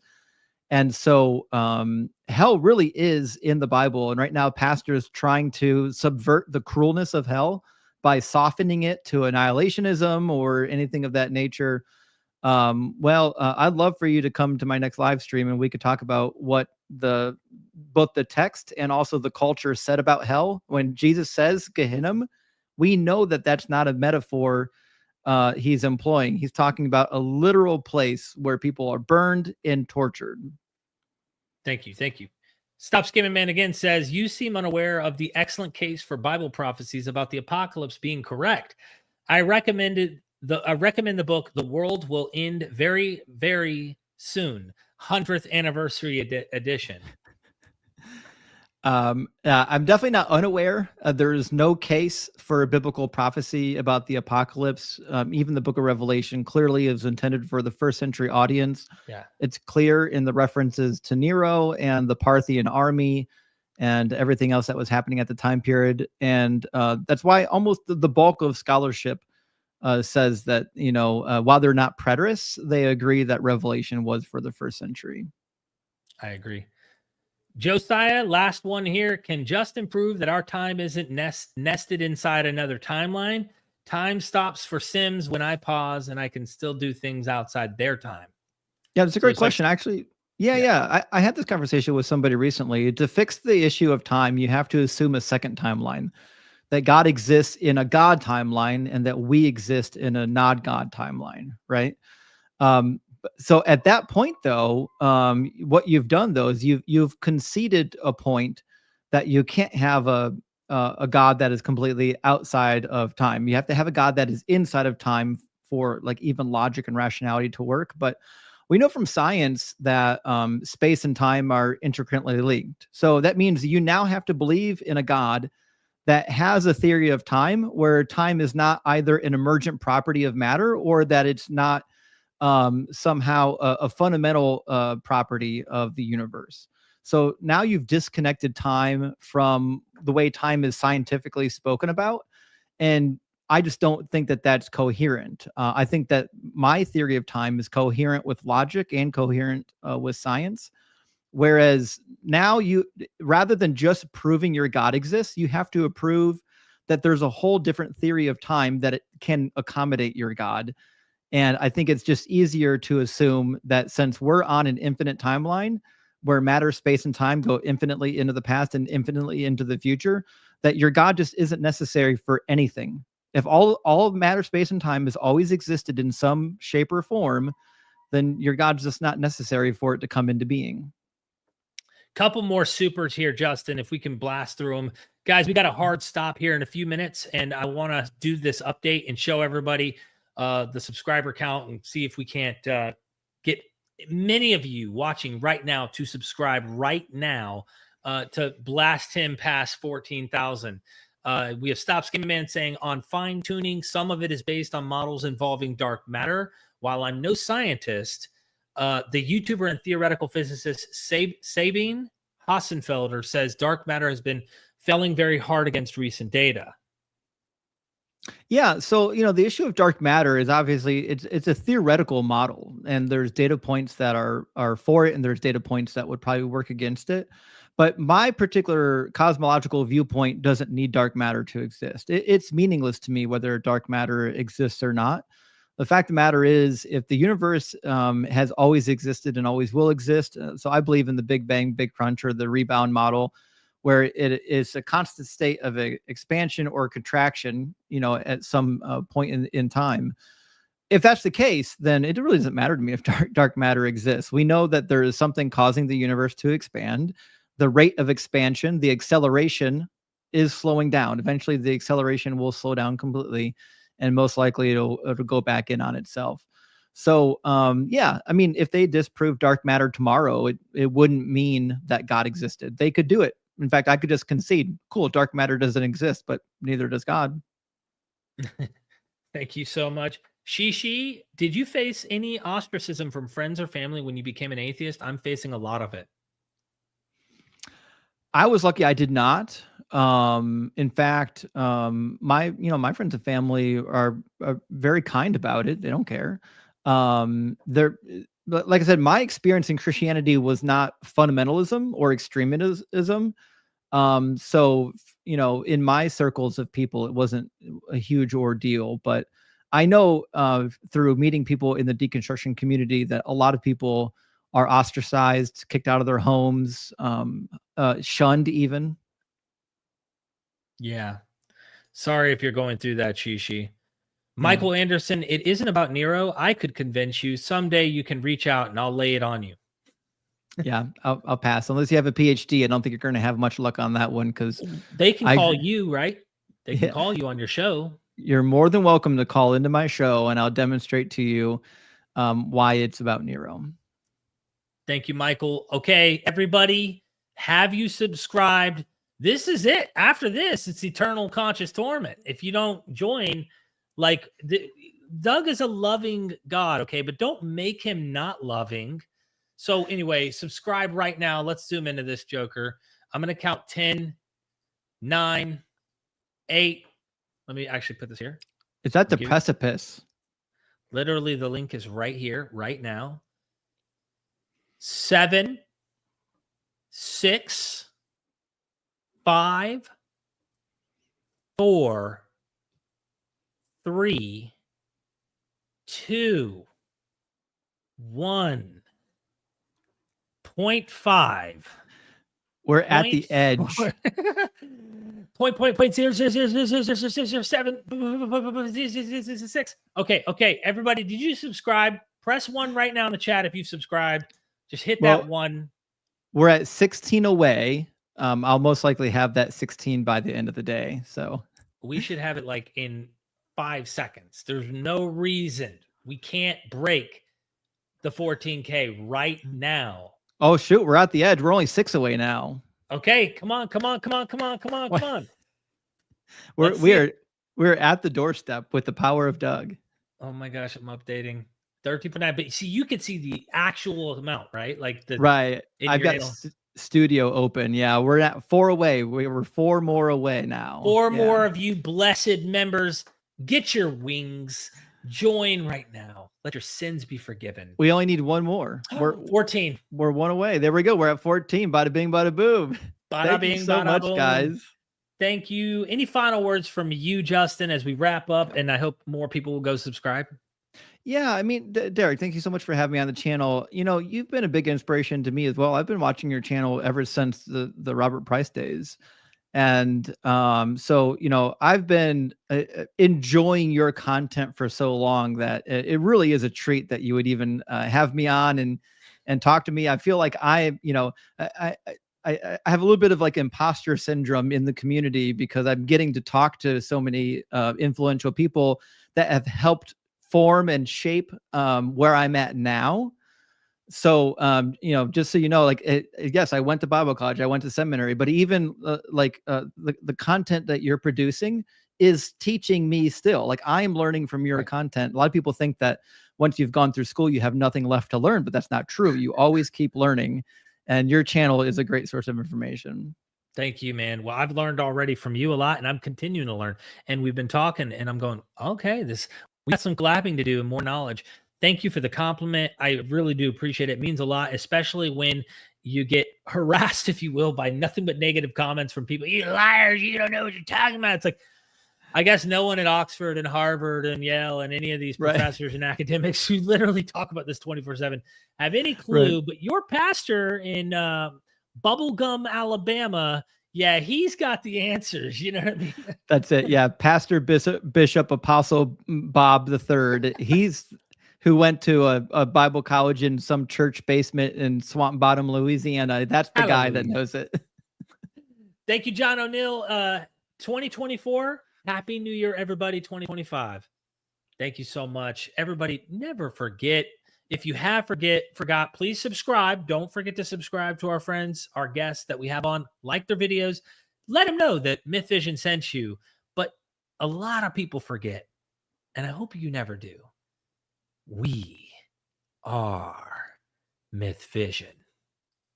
Son, do you want to know what the truth is? After this, there's no turning back. You take the blue pill and you wake up in your bed and believe whatever you want to.